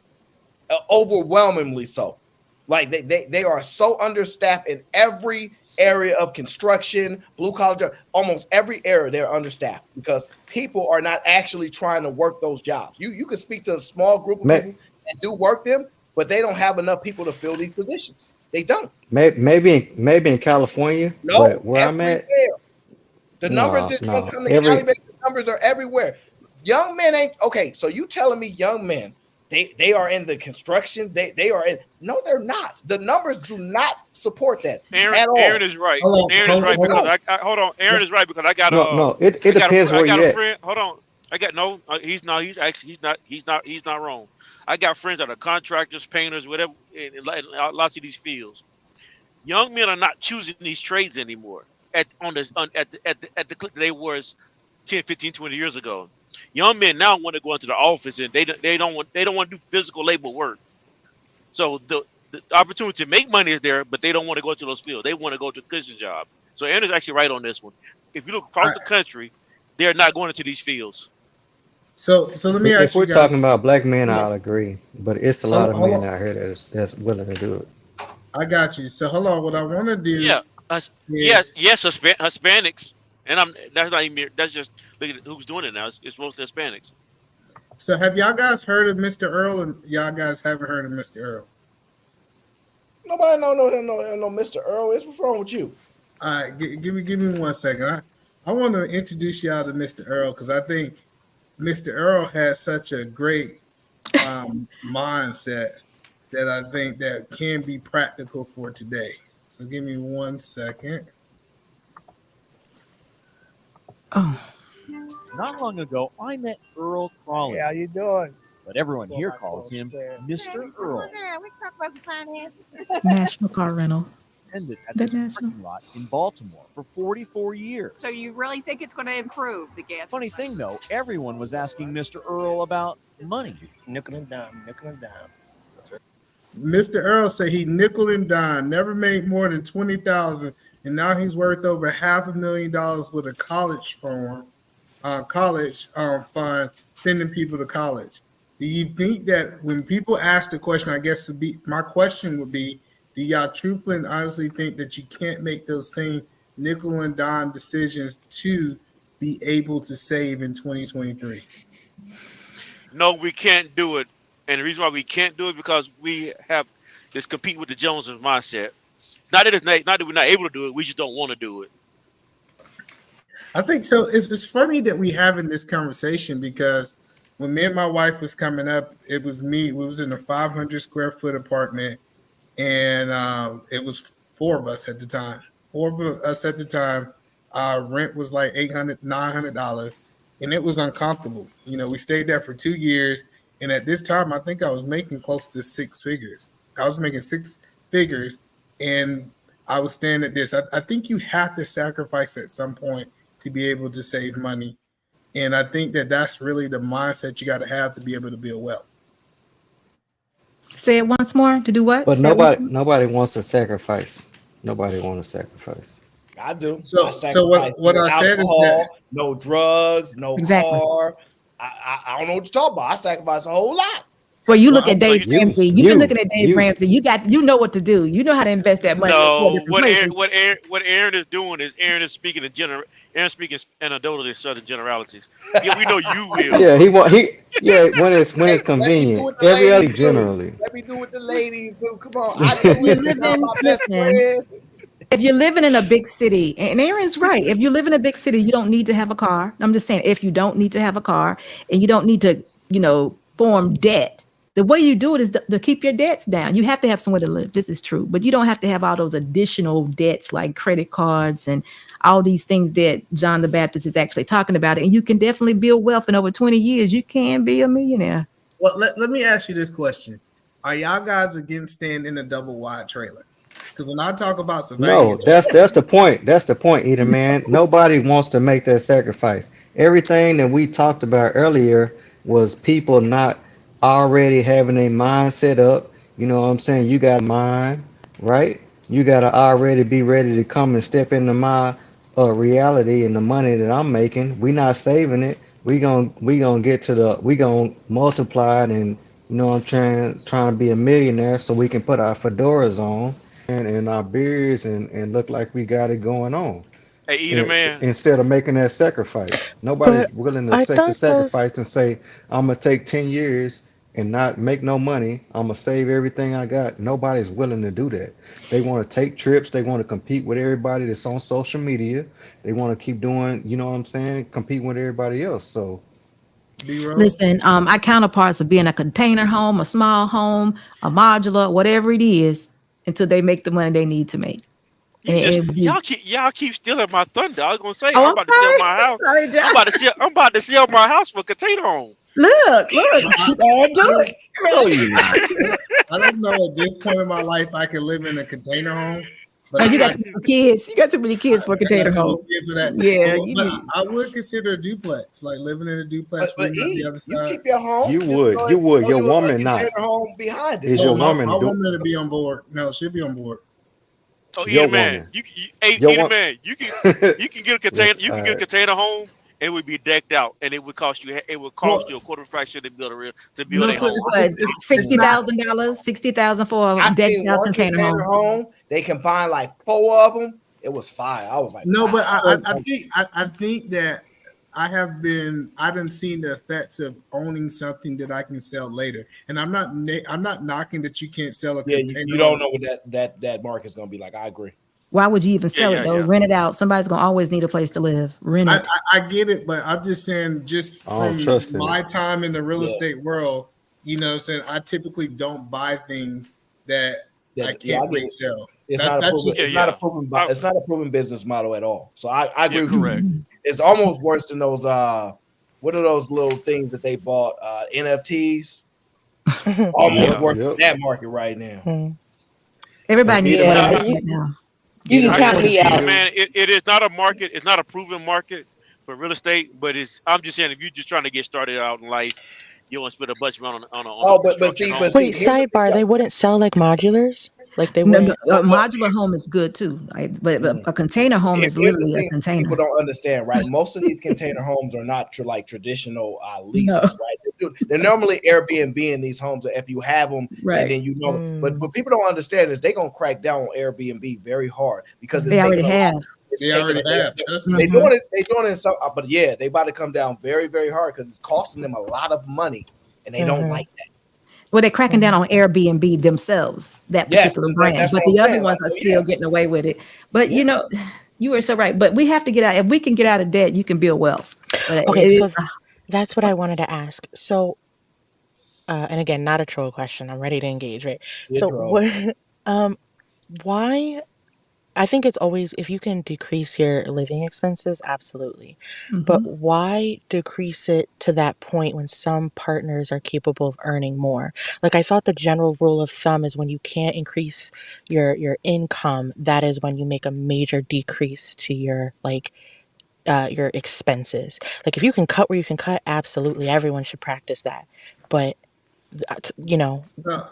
so I want to I think the whole idea. Let me say this really quick. I think the whole idea, though, is to build wealth the whole time, whether somebody's earning more or not, because you have to understand the less you spend, the more you make. Does that make sense? What she's trying to tell y'all is this: even if you can buy it, you wait 7 years before you buy it. Because what you do is like, yeah, these people that can't afford, I can afford it, I buy it, sure. But they're like, I'll wait 7 to 9 years to see if I really want it. Because if I delay that, I didn't gave myself so much leg room. Now I'm buying things 7 years later. I'm like, I don't even know if I want it anymore. So it's not that you can't make more money. It's the fact that you're delaying the fact that even when you have the money, you ain't even gotta waste your money on that. I want to say this. I think people really don't understand the compound interest. Compound right? interest. Yeah. Yeah. So when you look at $10 today, that $10 might cost me $10,000 in 40 years. That same $10. So I get what you're saying is that I can make more money. Yeah, I can make 30,000 in the future, but if I invest that, especially when I'm young, it's going to be able to compound over time. So I think that's kind of that's a whole different conversation. Is that because my motto is this: you should live off the man's income and invest the woman's income. So like, whoever the higher earner is, though, whoever the higher earner is, because like if we sacrifice now, if you 25 and you sacrifice now, you're going to use all of your money to get what you want. So that 7 to 8 years, typically maybe 10, you can go out and buy that $500,000 house and pay for it. You won't be indebted to anyone. So that's how you kind of want to do things. So you won't have to worry about money.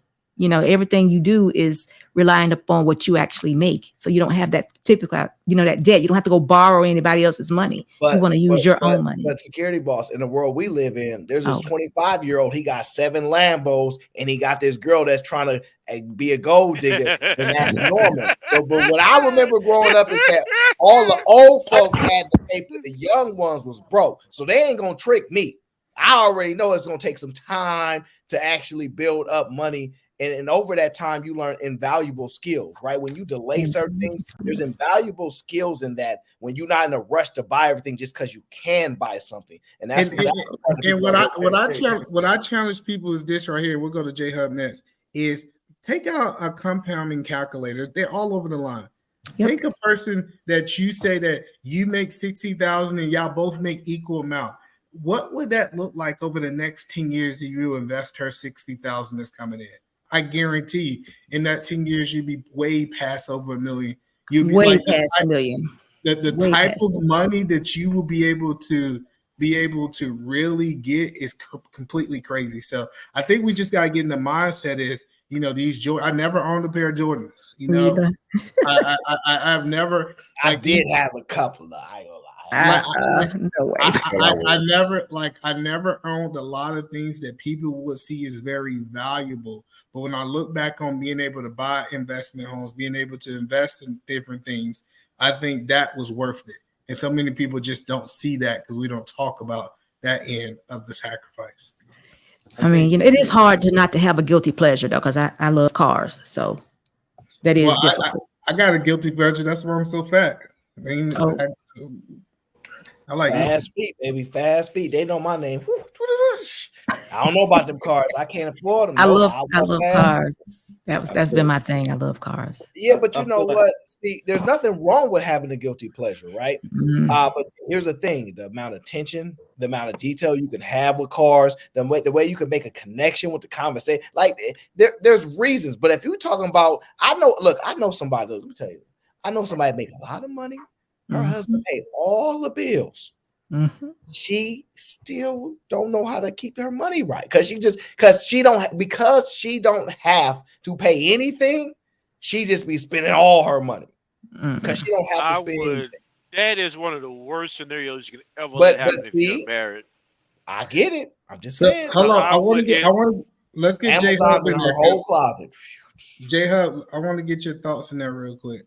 No, I feel like I'm with both of y'all points. I just feel like, in the times we living in, it's literally like this weekend I'm in Texas.